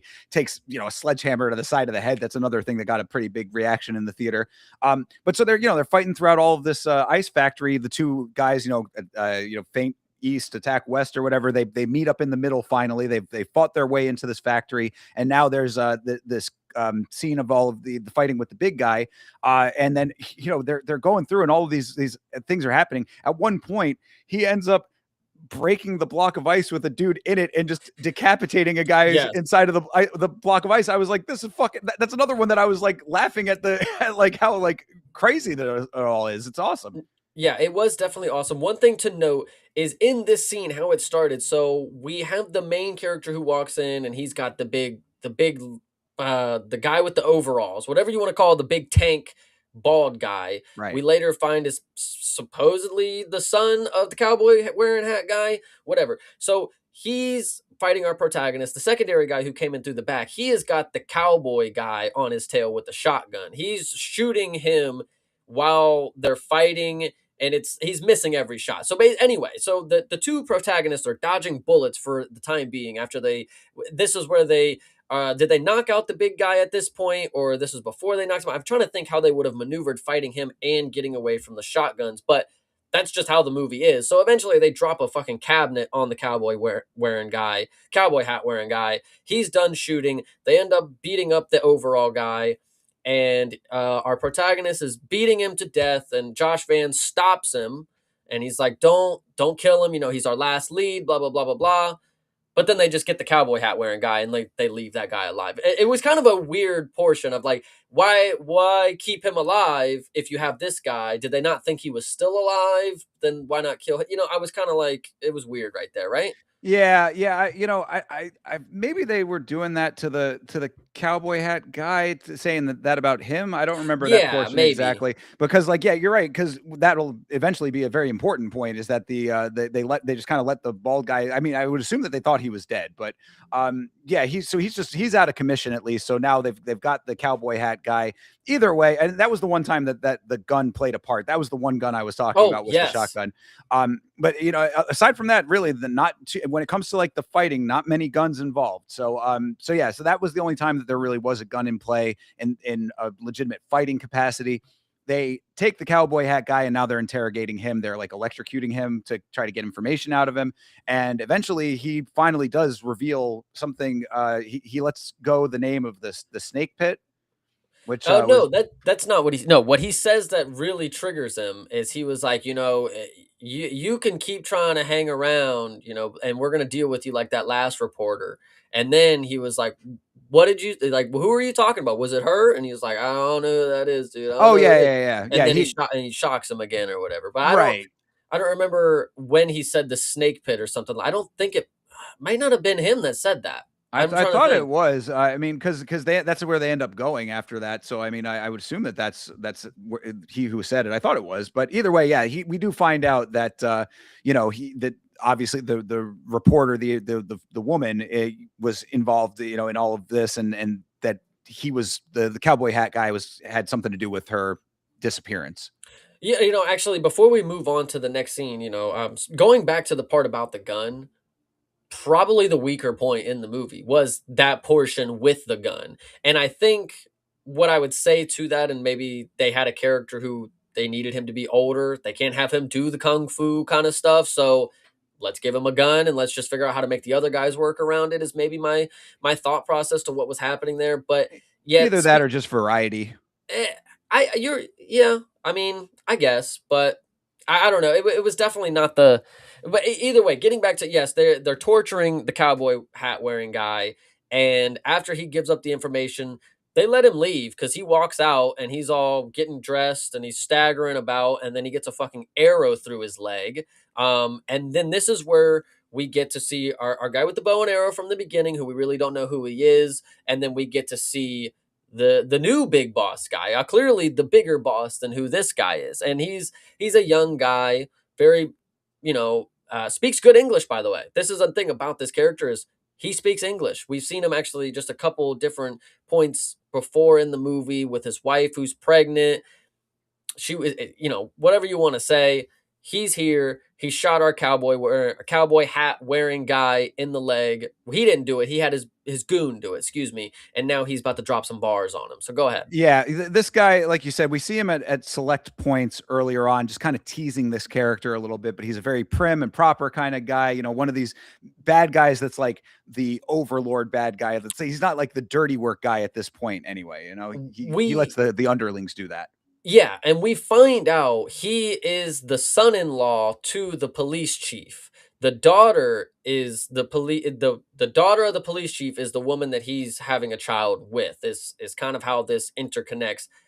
Yeah. Was that what it was? Because I thought that it was that. No, I don't think it was the police chief that was the father-in-law though, because he was there at the end. But like, I thought it was the father-in-law. I don't know exactly know what the father-in-law was. Just another guy that was like an underworld guy, but like he didn't like But neither know of them look like her father. Let me that. say it that way. Definitely that, yeah, for sure. A little bit of a loose connection you have to make in your mind as far as the characters go with that part of it. But yeah, but then we know that whatever it is that they are doing nefarious because they talk about it later on. They didn't know that he was involved with child trafficking. That was an interesting point. The Mm. guy was like, "Oh, this guy is trouble. I told you that," and he's like, "Oh, if I had known it was child trafficking or whatever, yeah, whatever." Anyway, the point is that like whatever the father-in-law does nefarious, he obviously does it very well because the one of the major locations in this film is this ridiculously opulent mansion. Like this thing is like so massively huge.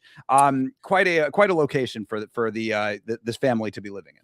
I'm actually glad you brought it up because yeah, when I saw the man, we saw the insides of it a few times, and I was like, "What the fuck do you have something so big for?" But then when we saw the outside of it, I don't. Maybe I'm just getting old to where when I see a house so big, it's like, what do you fucking need that for, bro? Like, come on, Oh, you have a helicopter pad on your roof. Like, come on. I literally thought the same thing. I always think that with any kind of house that big. I'm like, if you have a family of what, maybe at most six, you're still not taking up a tenth of the space of a mansion of this size because And this then they're place all is massive. and then they're all fucking marble floor and shit. It's like you can't even have kids on that. Like, come on. Like, ugh. Yeah, for sure. But yeah, so the new big bad guy, the prim and proper bad guy, the wife is pregnant. This is the daughter of this other bad guy that he's working with, and they have a scene where she's having the sonogram to the talk about again connections of this part a big theme of the story here, just personal connections, family relations, those types of things. So that this guy is has the wife and they're going to have a child. But so yeah, now going back to the main crux of everything, where we do end up in that snake pit location though at this point. Yes, we show right up to the snake pit, and that one's pretty funny because like they don't even know they're there, and it's like you just got to go with the story at this point because like they show up and he's like, "Hey, guess what? You see that? And they're like, it's like a infinity snake logo, and it's like it's pretty cool. And it's like, all right, that's where they're at. Let's go on in. And they just now we're here, because the thing about the ice block, when the kids were making their connections and having a good time, they had tried to escape.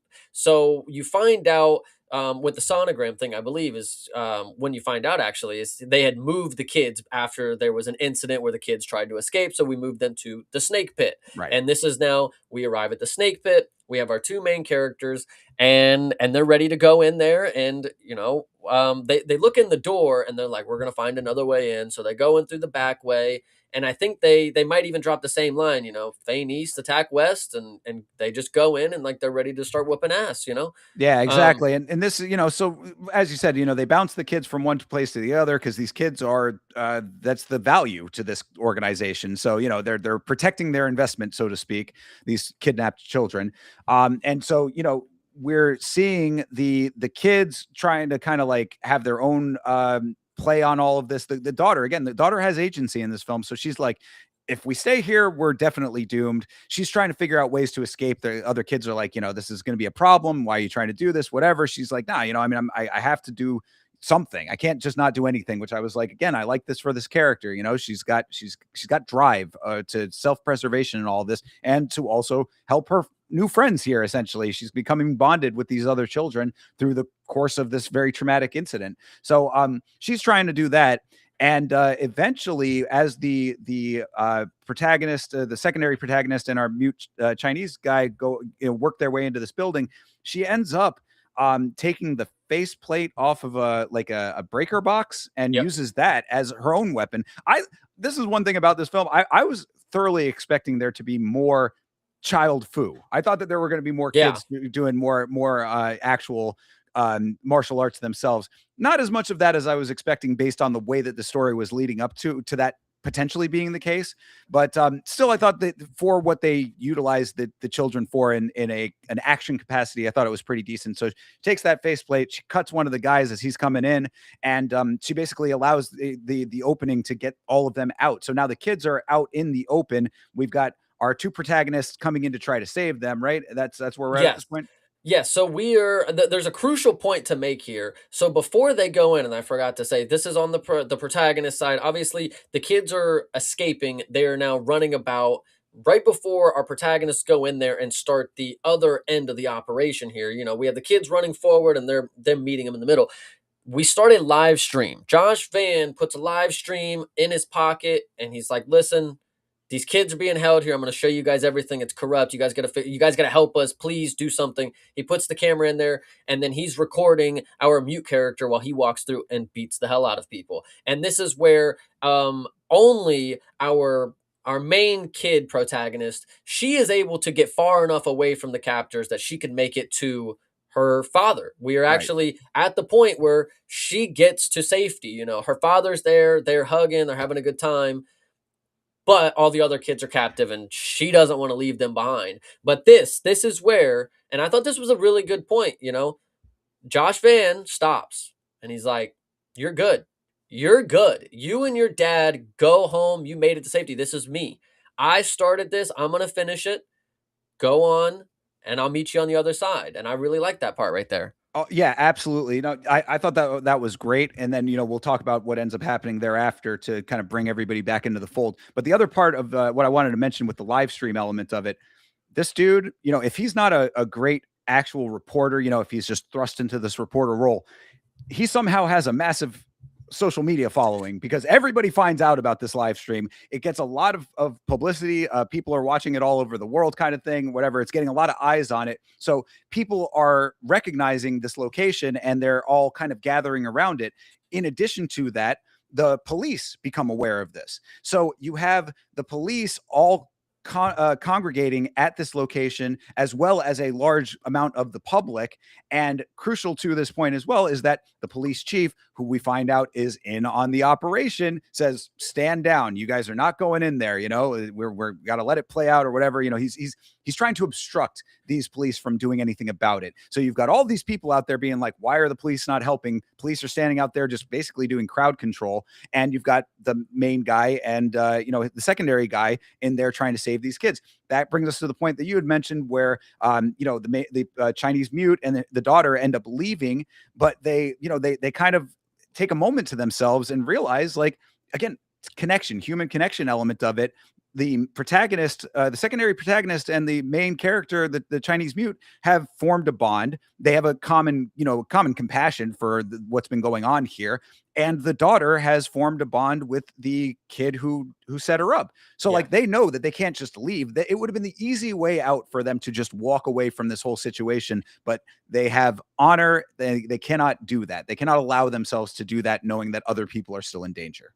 And that is true, but it also there is a key point here, and they may as well have turned around with or without that, but they turned around and went back after they saw about 50 people walk right through the police, and the police didn't do the police chief said, "Stand aside, let them in." And when I saw this portion, from what it looked like this was not the same type of vibes of the people in the snake pit. So from my opinion, I was like, "Oh, these are the people who are mad about the child trafficking." I thought the same thing. I'm so glad you said that. Yes. So to set that up just a little bit more, the live stream had already been going on. All of the like regular civilians are outside and the police are outside. And you see this massive wave of like very thuggish looking dudes. There are a lot of Yeah. people with face tattoos very noticeably. So it's like, obviously they're showing you that these are like the hardened kind of people. And I thought the exact same thing that you thought. I was like, oh, these are like street justice people trying to Yeah. come in here. And like, no, apparently these are just a massive wave Of of child traffickers. They thi- support it. this is the most widely spread thugged out child trafficking ring of all time. How did and where were these people throughout all of the rest of all of this? Was my question. I mean, like in the nightclub, you didn't see any of those guys, Yeah, it was definitely a noticeably different vibe. You know, the people that we've been seeing up until this point were the suit wearing kind of kung fu kind of guy. These were the bikies. These were right? bikies that showed up. And I was kind of hyped for it. I was like, "Oh my god, we're going to see the justice and then the bad guys, and we're going to see them head to head with our protagonists, like kind of maneuvering between that." And it's just not what the story was, unfortunately. These were just more of the people in support of child trafficking. Um, Correct. so they walk in here, and this is where our protagonist, our mute character and the daughter, they look back and they're like, "Damn, we got to go save him. I mean, he saved us. He brought us back together. We got to go save him." And this is where the comedy goes to a bajillion. They get on a fucking motorcycle. And now key this in. So you get a shot from top down looking at a staircase, right? And you see all of our biker gang guys funneling up the stairs, one floor at a time. There's 30 people.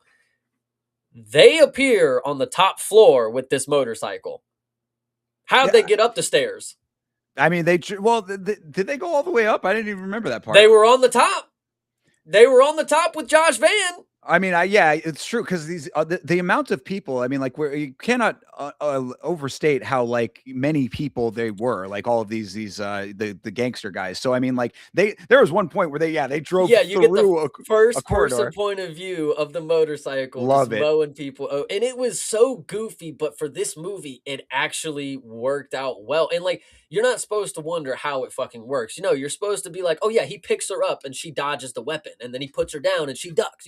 It's like, if you are a fan of a game where you are the main character and you have a little side character that does little things for you, like a God of War with Atreus or whatever that little kid's name is, that is kind of what you were watching here. You're watching the dad and daughter duo fight off 50 people, and you're Yeah. just supposed to believe that, like, well, she wants to do kung fu because her dad wants to do it with her right now. Like, you're just supposed to believe, like, she's that good, she can survive against grown men toe to toe, like, I don't know, it's It, crazy, I love it. certainly so. So yeah, so they're rolling back in to help save the day over here. You've got these kids who are still in danger, and our secondary protagonist guy is in there trying to continue to save them, and all of these other guys are advancing on them. And so the kids end up on the top floor, and they're trying to figure out a way out. The daughter ends up back with the kids and is like kind of they do like the classic kerchief Escape rope. prison. Correct. Yeah, exactly. The tie the sheets together kind of thing. So they do that, and and their other guys, the Chinese mute and the protagonist are back. They're still fighting everybody off and doing all of that kind of stuff. And finally, the cops end up like breaking rank. Basically, they're like, "No, we're done with this, dude. Like, there's too many people on the street watching this all go down." They basically say, screw you to the police chief. Cops are going to start rolling in here now. Yeah. No, okay, and so there's a couple key things in this sequence. So yes, there's from where we are after they drove the motorcycle, we basically move down the hallway. And so you have a little hallway where you have our protagonists where they are fending off the bad guys from getting to this staircase. This last staircase that we have is the last level of the place where yes, the kids are trying to rappel down with the sheets while one of them holds it, which was the dumbest thing I've ever seen. You're holding it around the pole. Just tie it to the pole, brother. You're holding, bro, you have a 12-year-old kid with a bum leg trying to hold 17 kids to rappel down a building. Like, Yeah, I didn't even think of ah. that's a good point. Yeah, you could have just tied it. That is a very good point. But either way, so yes, they after they get all the kids down, we're arguing who's gonna go first, who's gonna hold it. It's like you both could have just went if you would have tied it, but either way. So yes, our main character our main kid character gets to rappel down, and as we do this, we cut back and forth between our parents who are holding the holding the line. Of course, they have this big pallet. They have a wooden pallet that they are holding, and when you talk about using things as weapons that are not necessarily, useful items kind of deal, this was one of the more interesting ones. In an American film, if they would have been like, we want to use the pallet as a way, it's like they would have done one thing and they would have broke or they would have threw it off. It's like this was a pretty crucial point towards the end of this battle here, if you want to call it, because this is the last line of defense is this little thing that they have. You see our Josh Van-esque character. He gets battered up against the wall. He's got the pallet on him. We got our main mute character is fighting back. He found a hammer and he's beating people up. He's helping them with the pallet. They're holding it up, but there's so many people that by the time that like the kids are almost safe, they are just shoved up against the wall to this, pallet, and there's nothing left. And I actually kind of like this ending to their story for this moment right here. Is like if the kids got out, the end of them was just right here. Like they were not going to go anywhere. It wasn't going to be some miraculous type of Hail Mary that happens. And obviously we'll talk about with the police here in a second. But from that point of view, it's like there was that was it. That was the pallet, and they got shoved up against the wall, and there was nothing else left because there's 50 other people. And if the police wouldn't have stepped in, and or if the kids wouldn't have gotten to safety, that would have been the end of the story right there. So I kind of respect that there wasn't just a way that they figured it out. Whether and even in this type of movie, if they would have, it would have been okay. But I'm glad that they didn't kind of deal. Like it felt very grounded in the sense like, yeah, there was 50 fucking people just shoving them against the wall kind of deal. So Sure. Yeah, absolutely. Yeah, and this like really at this point would have been like where most logical conclusions would have been drawn to. You know what I mean? Like a lot of like this type of film, if you were going into it, you would think this would be the big finale to everything. They had all of these 50 guys come in. They've held them off long enough. Finally, the police came in.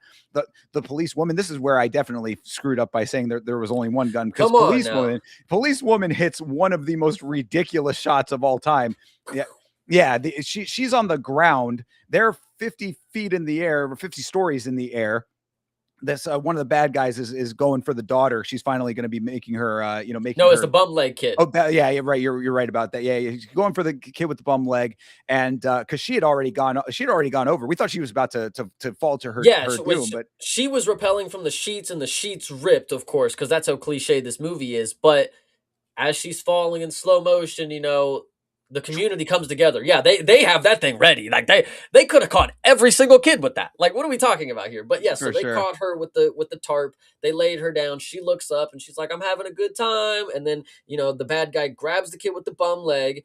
And then yes, we get the lady cop who pulls out her shot, and which is I think there was a continuity error here because I'm pretty sure she already went in the building. Like I was really confused when she ended up at the bottom of the building. I was like, she just said she was going around the back. Is this the back? I thought this was the front where all the news people were. Oh, she I went all the was way around.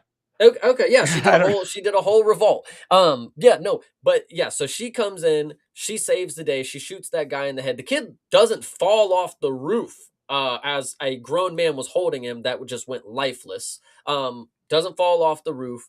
That is cool. Kids are all safe. The cops go into the hallway and they stop everybody from beating up our two main protagonists. But yes, like you are saying, like this is where you would be like, man, they did it. They saved the kids. But then if you remember the first 5 minutes of this movie and you look at Josh Fan and he looks like he's got a little left to do, it's like we got some shit left to go here. So I think good a really good point in the story where you get to realize like he had, we have our main character, but we also have this guy's story who's left to unfold. It's like we don't need a second movie. No, we got to wrap it up right now. He was what started it, is because she went in there to look for their kid, and now he's continuing this story. Our what we thought were the main protagonist really is just the side portion to his story kind of deal. And I really like that aspect of it. Another thing that I forgot to mention, this is back when they were on the motorcycle, and I just wanted your opinion. It's really quick. Did you have an issue with the dubbing where she would call him uncle? No, I mean that's I think like a more just like a colloquial thing. I think that to call I the other don't guy, like, she was talking to the secondary protagonist That's guy. what I thought. That's Yeah. what I thought too. But I don't think so, because there were times where she was talking about her dad and it would say uncle. I'm like certain that it was a No, sub coming across. I think it was when the limp kid was talking about the dad was when he was calling him uncle. I was a little confused on it, and I even thought, when okay, she's talking about the uncle guy or the side character uncle. It's like she doesn't know him. Well, again, I think it's a cultural thing. I think I that's Okay, just like, all right, fair. just Yep. more of like just respect thing, obviously. And again, really going back to the same point of relations. It's like, dude, you're part of the family now if we've gone through Yeah, this together kind of thing, I would true. think anyway. So yeah, all of that does end up happening. That's our big finale to the child abduction portion of everything at that point. They end up at the police station. Now the non-corrupt cops are, saying, okay, everything's been worked out here, but we have to hold you until you make bail. I guess Yeah. she's like, oh, I'm going to vouch for you, but we have to hold you overnight. I hope you understand. Kids are going to be taken care of, but Chinese mute has to stay in prison for or the jail for the evening for again whatever the reason is. They make this reason up, but him and secondary protagonist guy are now in this little jail cell under the police station, basically. And I think it was actually before this scene that we find out, but it's because the police are now involved that we go back to the big mansion. And this is probably the best scene in the movie. I really It's the certainly the the most impactful scene in the movie. Yeah, this was really kind of out of nowhere, really. Like, I don't think you could have expected something like this. So we go to the scene at the mansion, and we go into the house or into the room, and we're breaking business. We have all the big bosses. We even have the police chief. He's there because he's like, "Yo, I can't even cover up for you guys anymore. And the big boss that hired the cowboy guy and all that stuff, he's like, you're a disappointment, man. Like you fucked up, you failed. And then our main young-ish villain, who is going to be the main villain, he's the guy who hired the bow and arrow guy, if you remember from earlier. He's like, I'm always a failure when it doesn't work out, but if I bring in you millions of dollars, you don't give a shit. I'm the best in the fucking world. And so yada yada yada. They start talking shit, and then a guy walks up to our main villain, and he's just like some random lackey. Like, who even was this jobber? I mean, he just walked up, put his finger literally in his face and started talking shit. Well, And then, he's the guy that kept saying, "I always told you this guy was trouble," and then I was just yeah, like, "All right, well, that finger is going to be. I yeah. don't like that anymore." So he puts his finger in his face, and our main villain, our young villain, bites it off, bites his finger clean off, takes it out, puts it on the tray, and then kills every single person in the room, including the police chief with a bottle, including the father of his wife or whatever. And then, in a fit of rage, as he's stabbing everybody and punching everybody, he turns around and stabs the last person who touches him. And of course, it is the woman who is supposed to have his baby, stabs her right in the stomach. She falls over and she dies. And this was pretty crazy. I mean, like, yeah, it could have been expected, of course, like, oh, he's gonna kill everybody, but like, you wouldn't expect her to be like, oh my god, what are you do? Yeah, You know, I like, mean, it was that was what I had mentioned earlier, where like that got an audible gasp from the crowd. I mean, it was definitely one of those like pretty intense moments. Yeah, I think it was really cool too. I think this was a really, I mean, obviously, woman in white, like nothing new here, but the contrast to everything that was happening. As soon as you saw the white clothing, like you, because it had to pan up, like you had to see like the stab, and then it panned up to see like her, like feel. It's like once you saw the white dress, it's like, oh, you fucked up, yeah, you maybe. motherfucker. Yeah, well, and this was a like the whole scene was an interesting one because like up until this point, we knew he was evil because of what he was doing. This is also the scene where I had said that like apparently the father-in-law, who was also a baddie, but like he wasn't as bad as this guy because the father-in-law was like, I didn't know it was kids. I didn't know you were trafficking children. If it had been drugs or guns, that would have been okay, but kids, that's too far or whatever. So like we knew that the prim and proper bad guy was like he's a bad dude, but we didn't know he was this crazy of a bad dude. So like this is really like when he bit the finger off, that was like the turning point, sets it up for all of this other, carnage that's going to be going on in this room. And so yeah, he's just going through killing indiscriminately basically to the point where his own mania ends up killing the woman that he loves. Again, family connection that is now disconnected here. I love this portion of the story because, as we go into the next scene, what he says later about the situation, he's like, "You fucking ruined my life." It's like, "What are you doing? Like, what? How Yeah. did somebody else do this to you?" Like, I oh, was supposed to be a father and you took that away from me. yes, yeah, exactly. That was exactly the line right there Yeah. too. Holy So shit. but this is like so yeah, so now we're getting back, back at the police station here. This, retribution has to happen. This is basically the main bad guy, prim and proper, needs to go and take care of this mute Chinese guy because this is why all of what went down just went down in his Yeah. mind. So he's rolling up with his bow and arrow guy, and they are rolling no regard for the police at all, which is kind of one of those interesting elements of any kind of story where it's like we already knew that the police were somewhat ineffective based on the fact that they were not doing anything about any of the stuff that was going on. If just the police chief is corrupt, but none of the police force is in on it, that shows you a little bit of a lack of effectiveness. Because, like, why would nobody take a little bit more initiative? You know what I mean? Like, nobody goes Yeah. above and beyond. So, obviously, this is a not the we're not talking about the National Guard here. We're not talking about a like the elite team of law enforcement. So bow and arrow guy and our prim and proper villain roll up in the police station and they are taking over shop here. Arrows are flying. And at this time, I think this is where we find out that somebody is not dead. We have Correct. somebody who is going to wake up from a sledgehammer to the back of his head. And he's gonna, this is after his body was like neurologically Yeah. not fucking working after it. Yeah, so he gets up and Back he back at the ice factory, our big yes, guy, the big dude has just sprung back to life, and now no, thinking that the cowboy hat guy was his father. That's in his mind. That's the relationship with the two of them. He's like goes out front out of the ice factory and sees, because we didn't mention this, but the cowboy hat guy got a bunch of arrows. yeah. He No, the we find that out right here. Yeah, he shows him pinned up against the truck. He walks outside of the ice factory, and the ice truck has the cowboy hat guy pinned up against it. Yeah, we didn't see it back when it happened, but we did see the prim and proper guy confront him when he was about to try to leave, but we didn't see the aftermath. So that is Yes. the aftermath: is that cowboy hat guy is just riddled with arrows, and then our big guy who just woke up from his near death experience sees that, and now he wants revenge for the death of his father.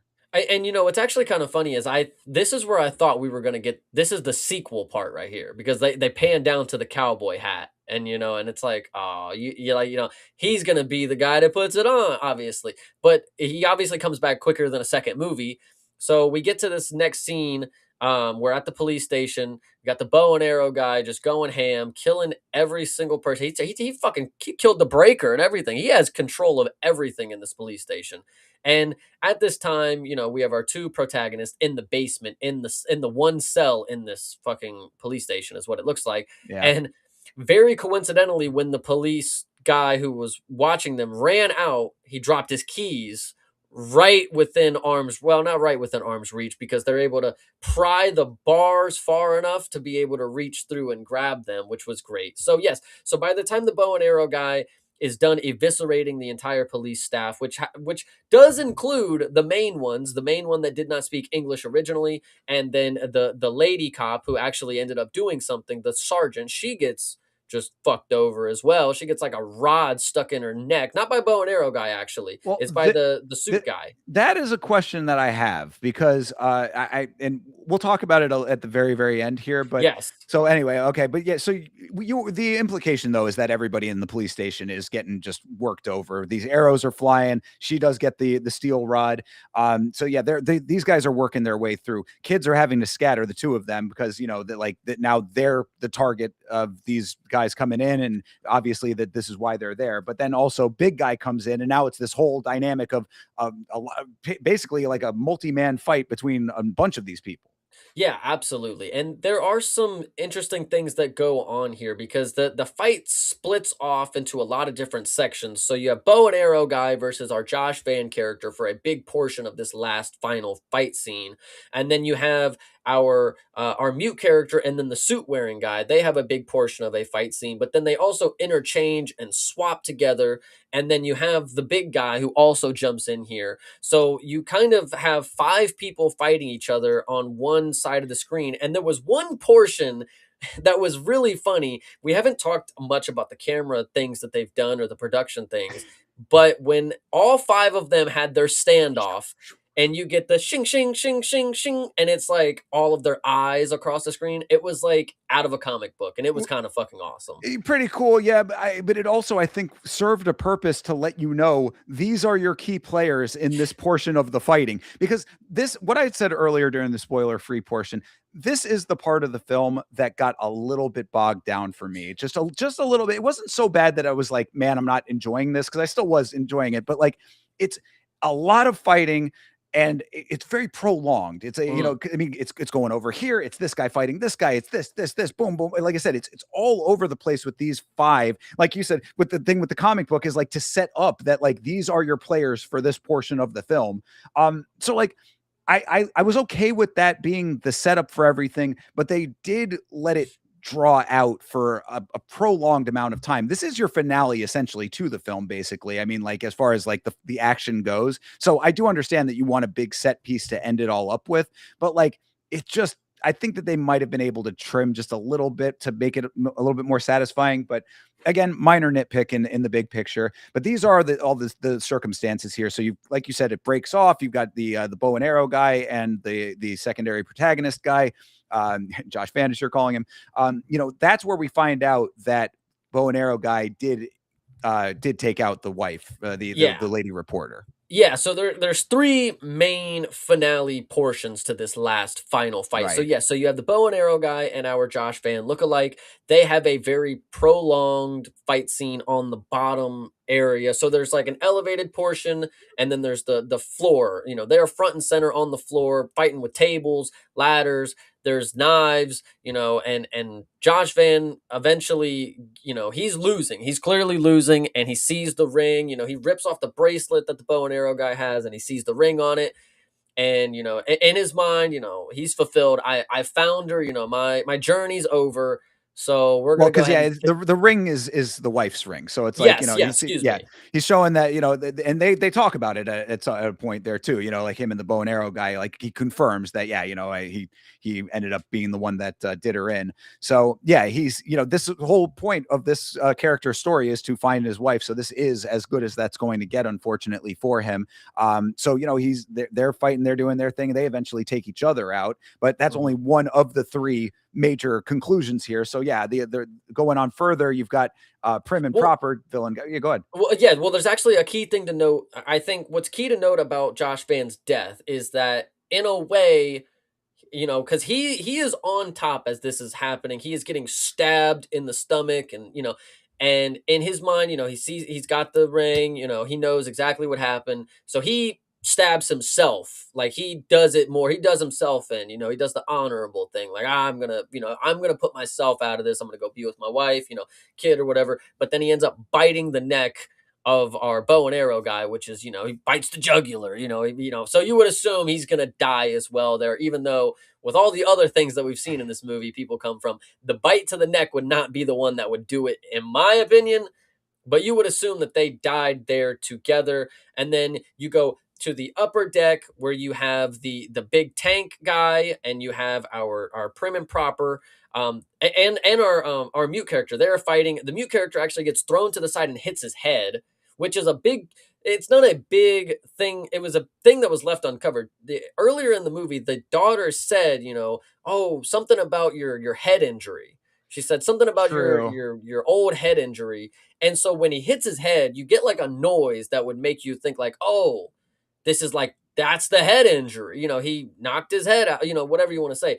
But he hits his head and he looks over at Josh Van who's dying, and he like stops everything that he's doing. He's done fighting the two guys right here, the tank They guy and the they prim they and end up going proper. at each other for a while so he Yes. can go and have his moment with the secondary protagonist. Yeah, so he goes down there and he talks to him and he's like, "I found her, man. I did it." And then he dies and he puts the ring in his hand and he closes his fist. And then you should go back up to the upper deck where you have our tank character and our prim and proper. They fight for, yes, a very extended period. This is a lot of the fight scenes. I didn't mind it actually up until the end. I really think like the ending sequence was really drawn out, and That was it kind of what I was was getting at. it was a lot at the end. I didn't mind it. I thought the movie was awesome. Don't get me wrong, but if I had to nitpick, some of the other action scenes ended and or had a stopping point that made me have a little break, and then we could get back. With the truck scene, it's like okay, they had to run, they had to fight, they stopped. He chases again, they fight. Like this was just like balls to the wall. Like we didn't have a break because it's like okay, they're fighting. Okay, over to them fighting, but now we got to go to them fighting, and then Right. he's dead, but we got to get to them fighting. So um, there was actually one funny point that I wanted to talk about the bow and arrow guy. This has nothing to do really with anything before he dies. When the cop grabbed his leg, Oh gosh, yeah. so he was walking menacingly. He's going to pull his bow and arrow. A cop who is still alive after being pierced with 50 arrows or whatever grabs his leg, right? And so he shoots him with another arrow and he tries to walk away, but the dude's hand won't let his leg go. So he takes the knife and he sits there and cuts it for like 30 seconds. Like it's pretty funny how long it takes because like in any other movie it's like all right, he just chops it off and goes, but it's like no, it's kind of funny that he has to just sit there and just do it for a Yeah, little bit. and then it finally does, take the arm off, and the hand is still gripping his leg, and just Yes. as he's walking away, he's got this hand just on his leg, which was pretty comical. But yeah, so anyway, so yes, the fight scene was super drawn out between the big tank cowboy hat son and the prim and proper. And this is where you get the bar. I actually think we got it earlier, but I'll give it to you anyways. He's like, you really think that dude's your dad, right? And I think that and when you go back to the kid with the bum leg that she was also helping, he had said, like they killed my family, and I don't know if he actually if I don't think he believed that the Afro man was his dad, and I don't think he was either. I think that's part of the story is like you're just kid trafficking. You're going to be in a different family in this story, is what it looks like. So when he was making that joke, like you really think he was your dad? I think he was one of the kids that believed it, kind of deal. It's Like an that's the way interesting that way I to was saying it. Yeah, it's an interesting way to look at it. I didn't really draw that parallel, but it certainly could track. I mean, like that very well could be the case there because yeah, it's kind of an odd idea that the father of that kid would be having him be one of the Right. victims. Basically, he's in the holding cell with all the rest of them. So yeah, that does make sense. And he would always call the other ones idiots. It's like you guys are so dumb. Like you think you guys don't know what's going on. So I don't know. I believe that portion of it. So anyway, yes, he tells the tank guy like you really believe that the cowboy hat was your dad. Like you are one stupid motherfucker. And anyway, so they fight and then we get a finale where he stabs. This is actually the craziest stab that I've ever seen because he sweeps the knife with both of his feet, does a handstand, and then stabs him in the neck with the knife with his feet. I know if it sounds crazy, it was when you see it. But yes, so that's how the big guy who got smashed in the head with the sledgehammer dies. I don't know. I can't confirm. Sequel maybe, but he gets stabbed in the neck. It goes further, and then he kills him. So now we have the prim and proper, and we have our main mute protagonist Yeah, we've left.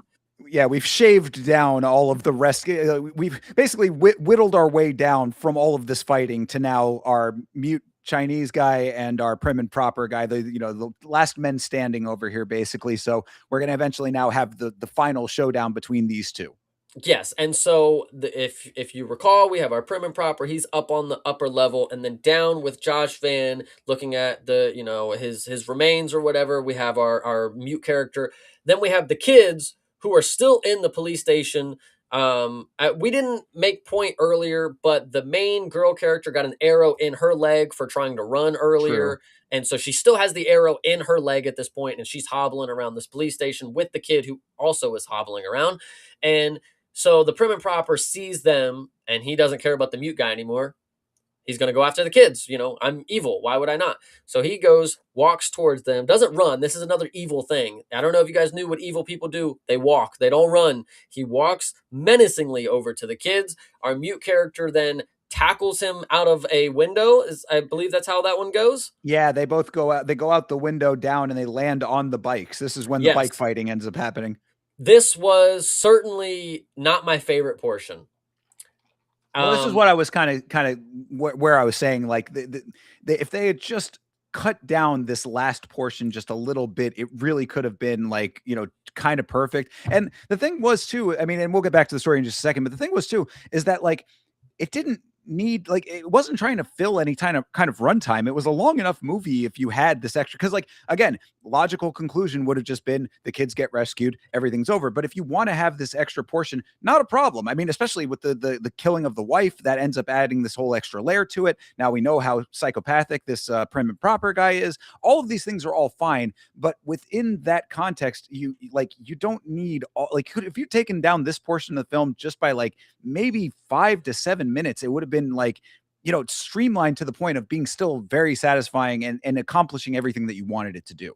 No, absolutely. So yeah, so my one of my least favorite portions was, yes, the actual the scene of them falling onto the bikes. It didn't look very good. That was my that really stuck out to me. Like when I saw them land on the bikes, like obviously CGI, but like it just didn't look great. And then, yes, out of all the impactful martial arts things that we had gotten to see up until this movie, we have a very slow and unimpactful like fight with bikes. And like I get it, like you don't want to hear like a but like you literally just heard like ring, ring, Because like I think that the implication, or at least to try to be a little generous in this portion, is just like these guys are fighting to the death. They'll fight in any which way they can. Doesn't matter, if they fight with scaffolding, they'll fight mhm. with, they'll fight with anything, but they're gonna take it to the end. It's like, all right. I mean, we didn't need that to get that impression. You know what I mean? So Yeah. I see what you're saying with that with the bikes too. It was unnecessary, I guess. And for what we had already seen, it's like again, this goes back to the cartoony playfulness of like like you had already set me up with a lot of stuff that made me forget about how cartoony it can be cartoony, but you do it well enough. Like this one is like, yeah, they're just swinging by, and not even they're using the bikes like like the game where you stand on the tilt and like you knock each other into the mud. Like that's Right. how they were using the bikes, and it just didn't look great. But they eventually throw the bikes down and they start fighting, and they're in the rain, and then our main character's got a peg, not a peg, but like a pedal from the bike, and he's beating the villain with it, and the villain ends up getting the upper hand where the kids have to come in and because they find a way to get around the building, they push him off of him Well, and he had the Chinese mute had gotten the win on him. He was just like beating the hell out of him, and the daughter is like, "Come on, let's oh no yeah, more yes. fighting. Let's stop fighting already here." And then finally, because of that, then the other guy, the prim and proper, does end up kind of coming back. One of those like come back from the dead kind of moments there. And then Um, he's elbowing him in the head, I said that was if you ever wanted a clear cut reasoning for why elbows to the back of the head are illegal in mixed martial arts, there's your reason. I Yep. mean, it took some solid back of the head elbows. A couple of people would, Hamdi Abdel Wahab would be very proud. Yeah, and so he definitely fell over, and you're supposed to believe that, like, oh, he's dead, it's all over. Our main character died, and so the main villain gets up, and he's like, I gotta, I gotta, I gotta go see my wife and kids or something. And then he just like walks away and falls over and dies, which I really didn't like this portion of it either because he was, beating the hell out of our main protagonist and the kids shove him off. And then he's like, yeah, I'm gonna die now. Yeah, Yeah, yeah, that aspect of it was a little, yeah.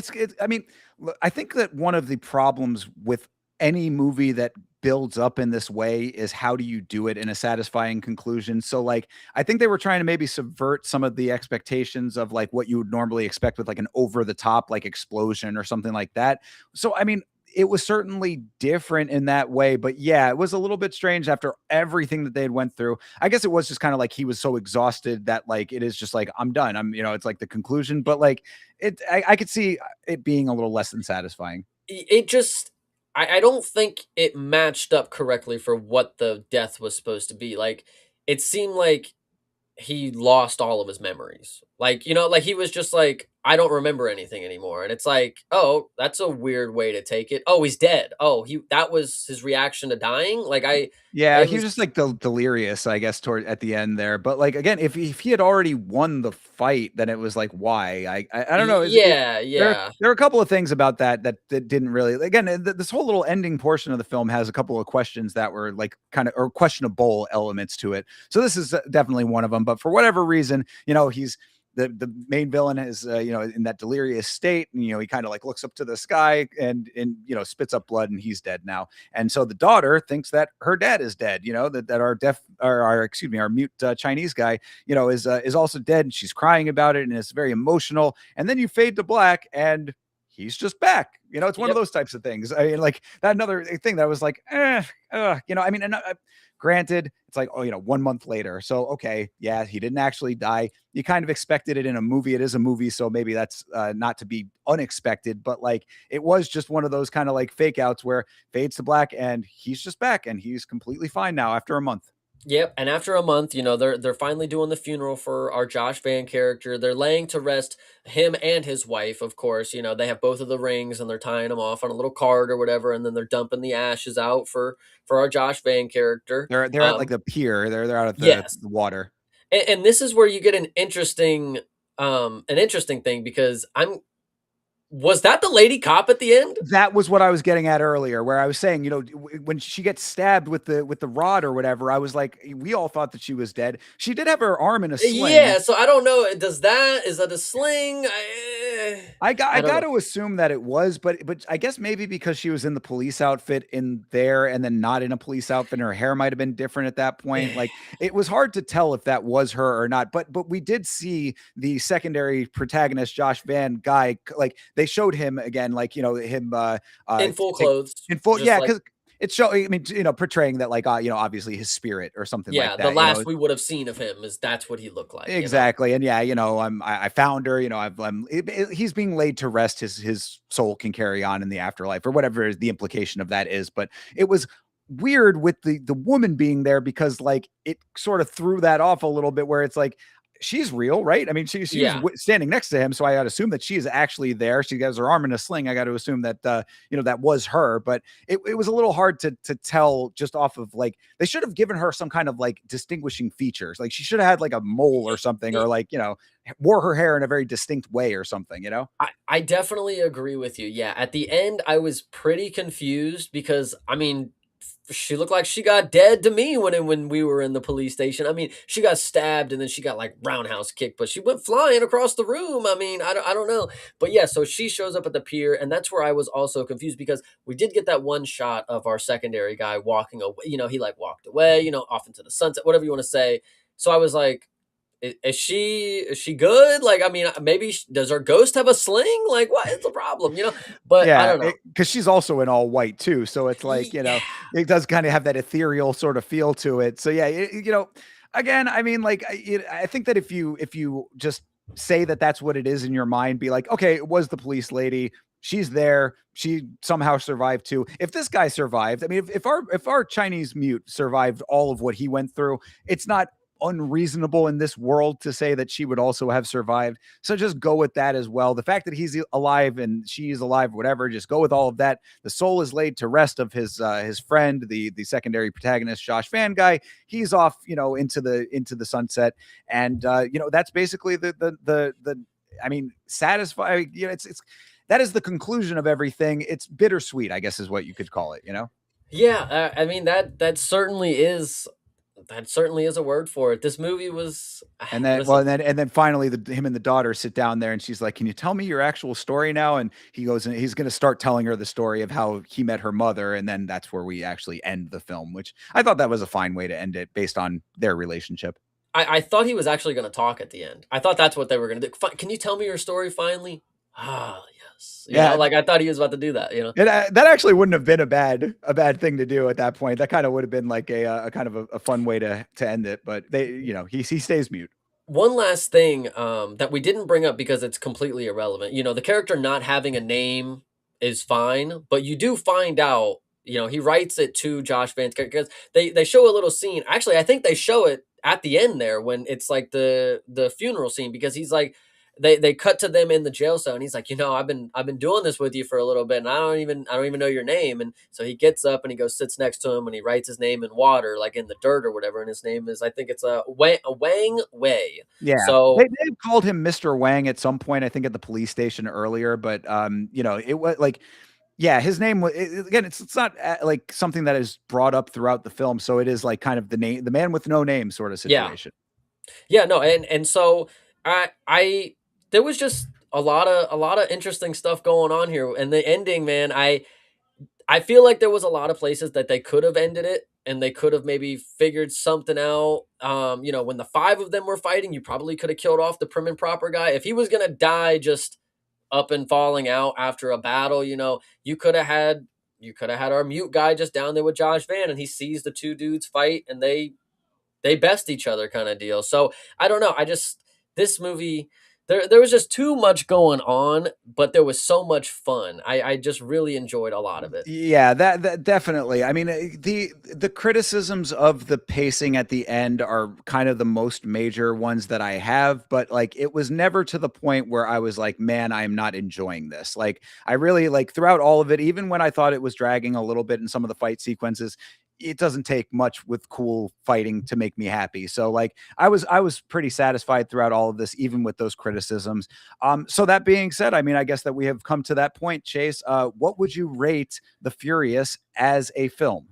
As a film, truly, as a film, as of somebody who, I don't think you need to be a huge martial arts fan and or action film fan. I mean, probably if you're going to go watch this, but this movie, like when it comes to story, when it comes to the production, when it comes to the acting, this movie hits a lot of really good points. I would honestly, and I said earlier about Rotten Tomatoes, not 100% of people are going to like this. It's not even possible. But I'll tell you, this it's about a fucking 8.5 out of 10. This is pretty good. Maybe 8.7. There you go. Yeah, eight was going to be my number. Just because of that, the little issues with the pacing towards the end was the only real negative to it. Like had it given me the feeling of the first half of the film in the second half of the film, this would be like a 9.5. I mean, because like I was loving this film in the first half of it, but towards the end it started to trail off a little bit. Eight is the number that I think I land on comfortably.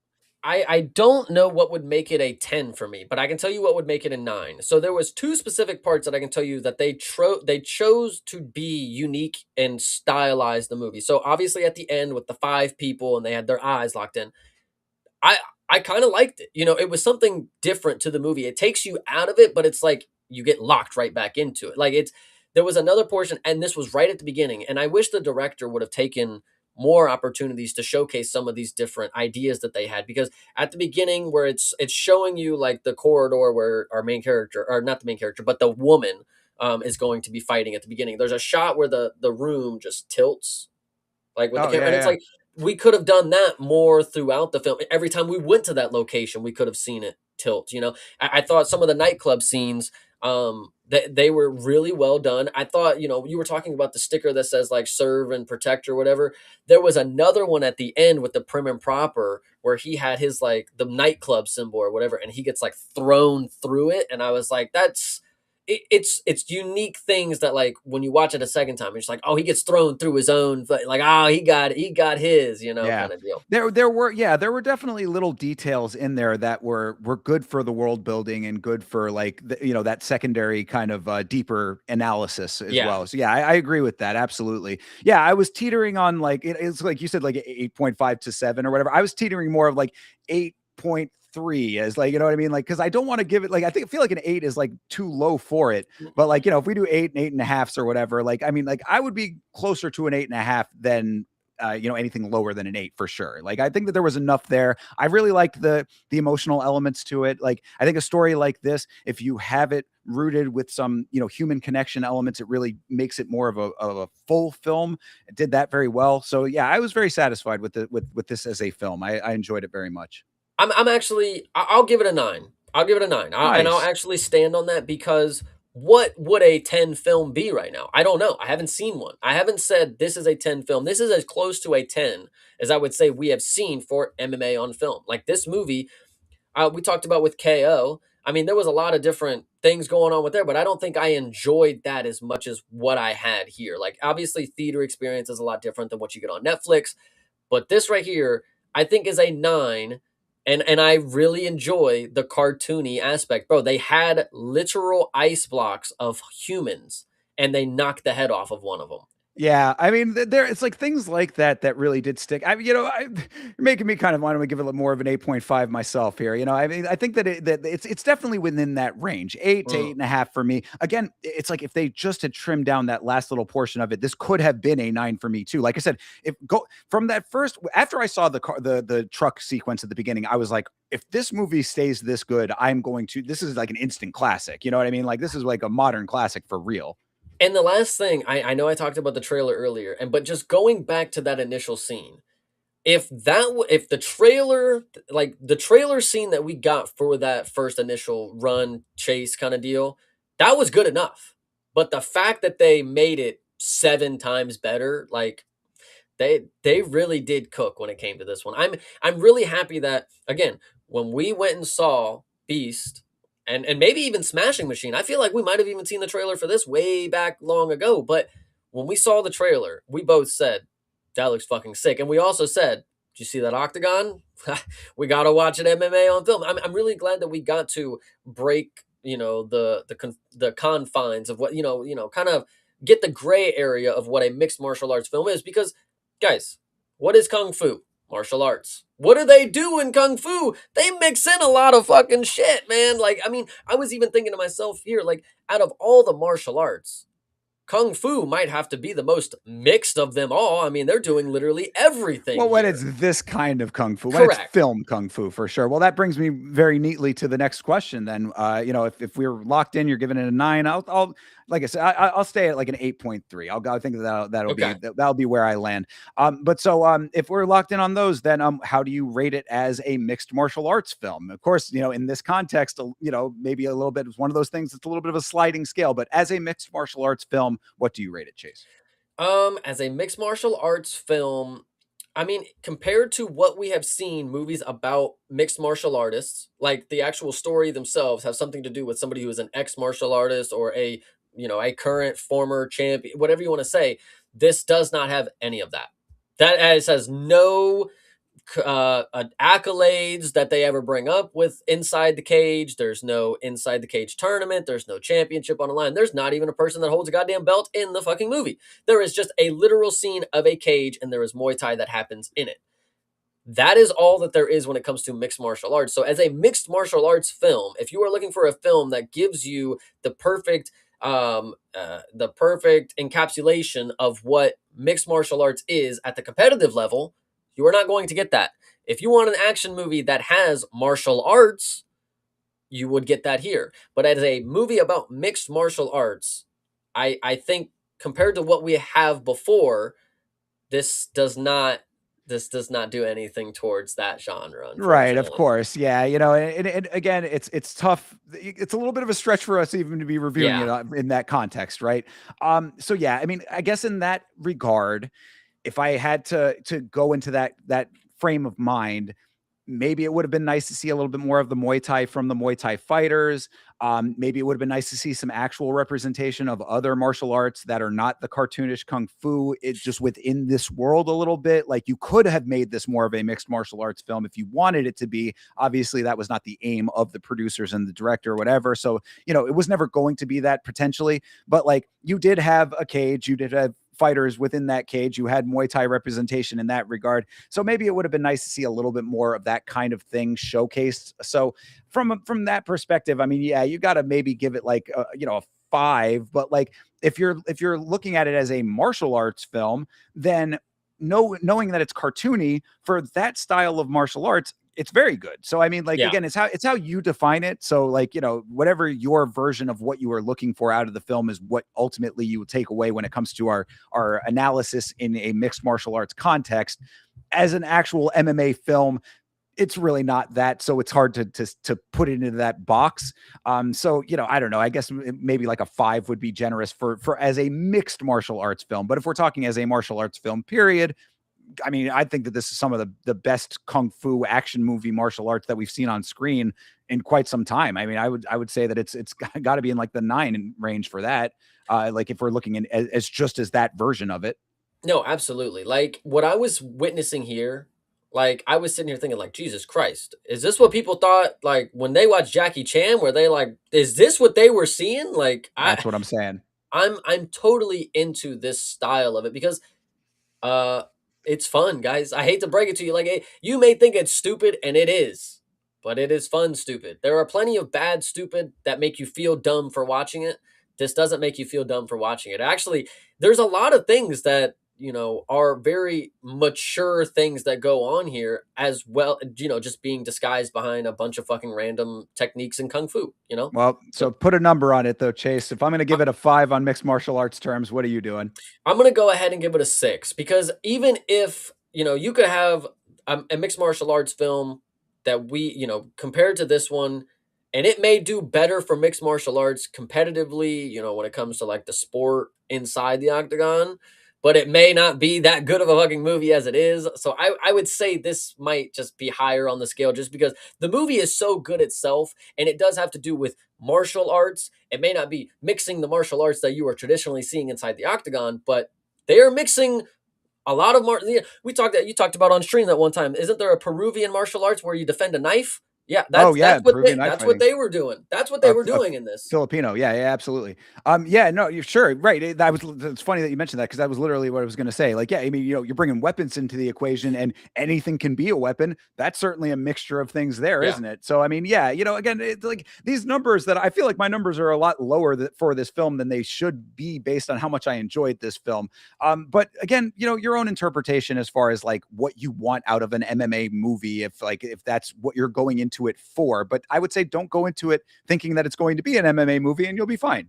You yeah, know? absolutely. So that being said, then the final question, and I think I know the answer to this, but Chase, would you recommend The Furious? I would recommend The Furious to anybody who is wanting to actually go touch grass because you need to go see this in theaters. This is an experience that I think you should see in theaters. It's a film that I think you should try to represent. If it, as of what I was able to see, not many theaters in my area was showing this. So I wanted to go ahead and support the filmmakers in any way that I could because this movie actually made me want to go see it.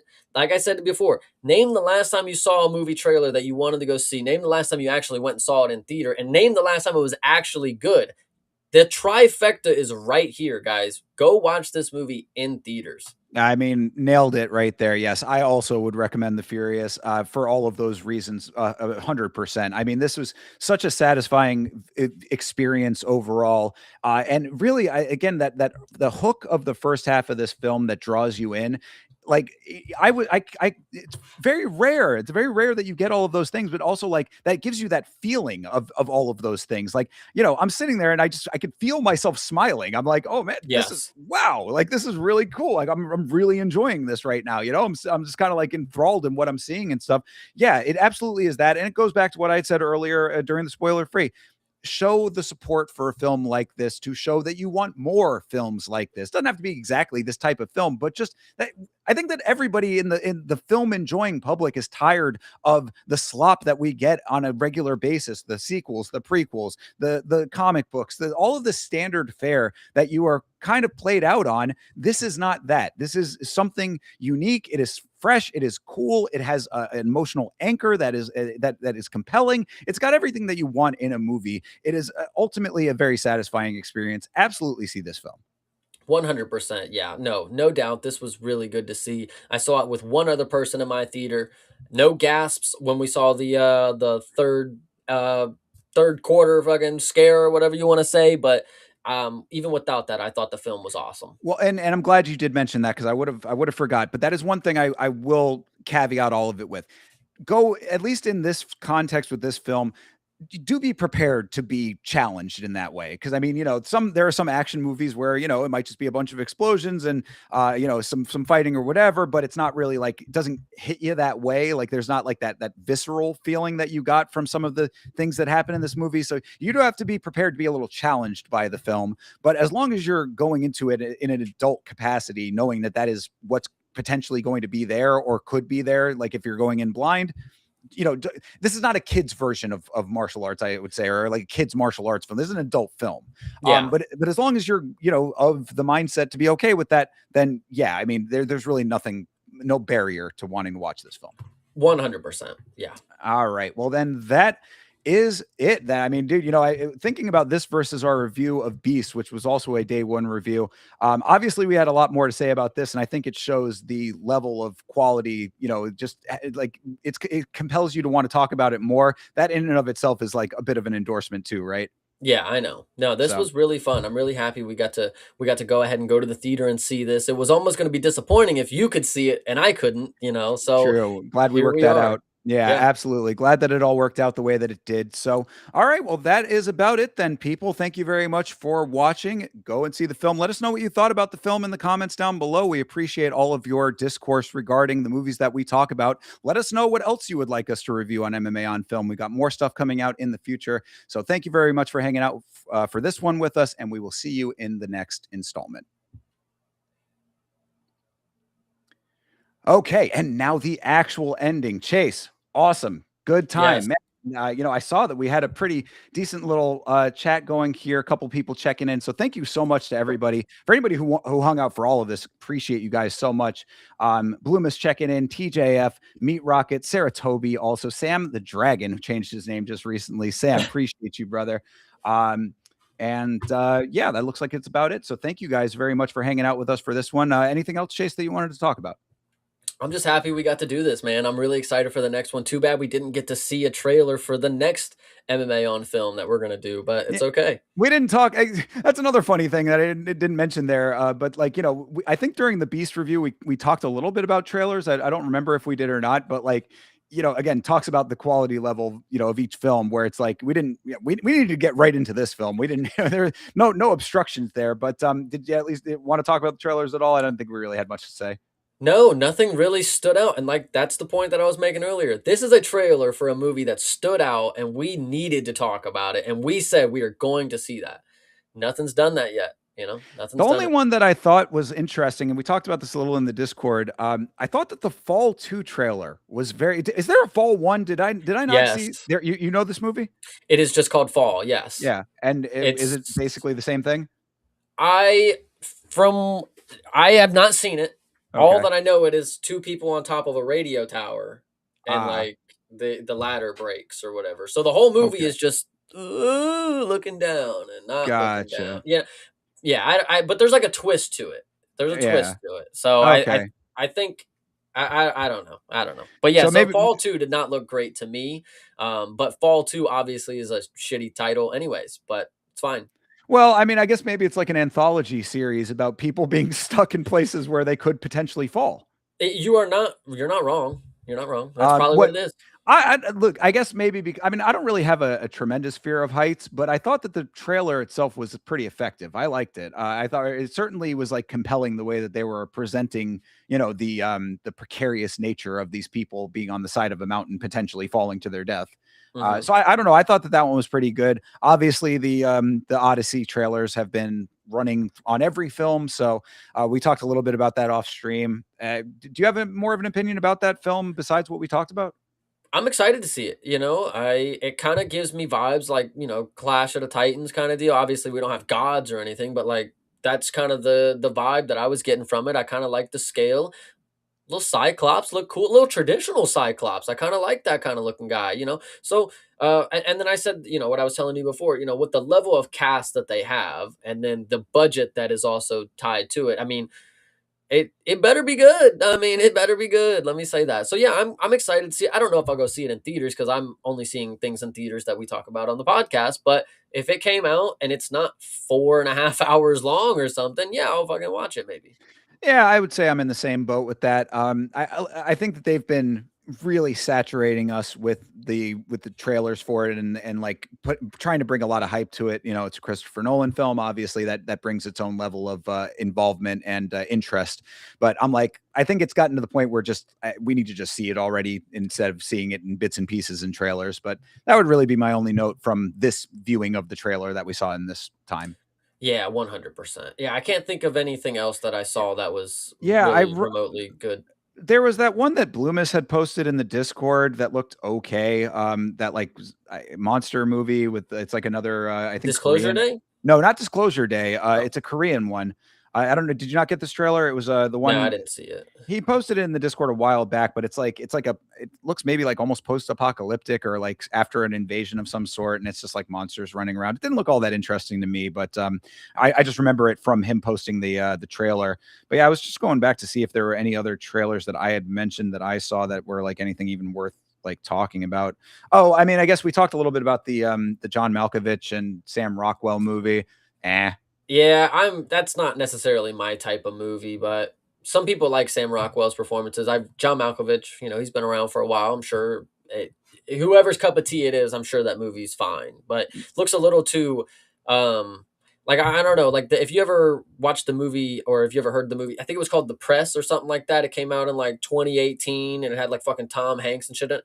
It's fucking boring. It's fucking boring, bro. Same thing with that movie. I just feel like I'd be bored out of my mind. Like I don't know. They didn't seem like they were doing anything that made me like care, That the guy who wrote and I think he directed it as well.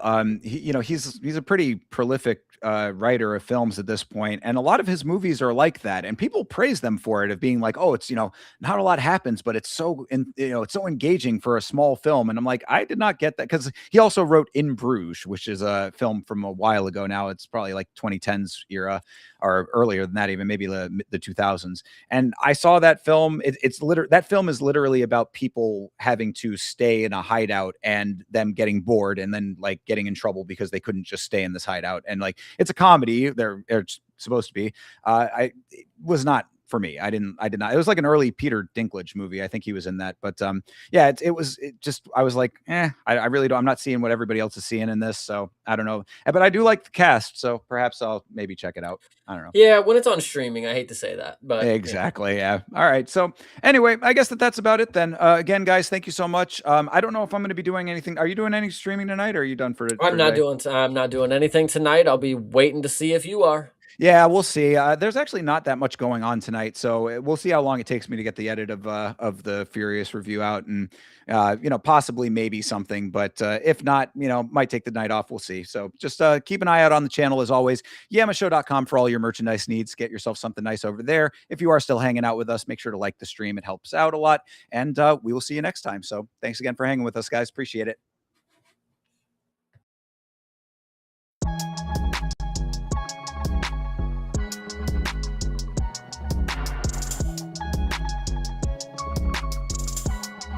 Change.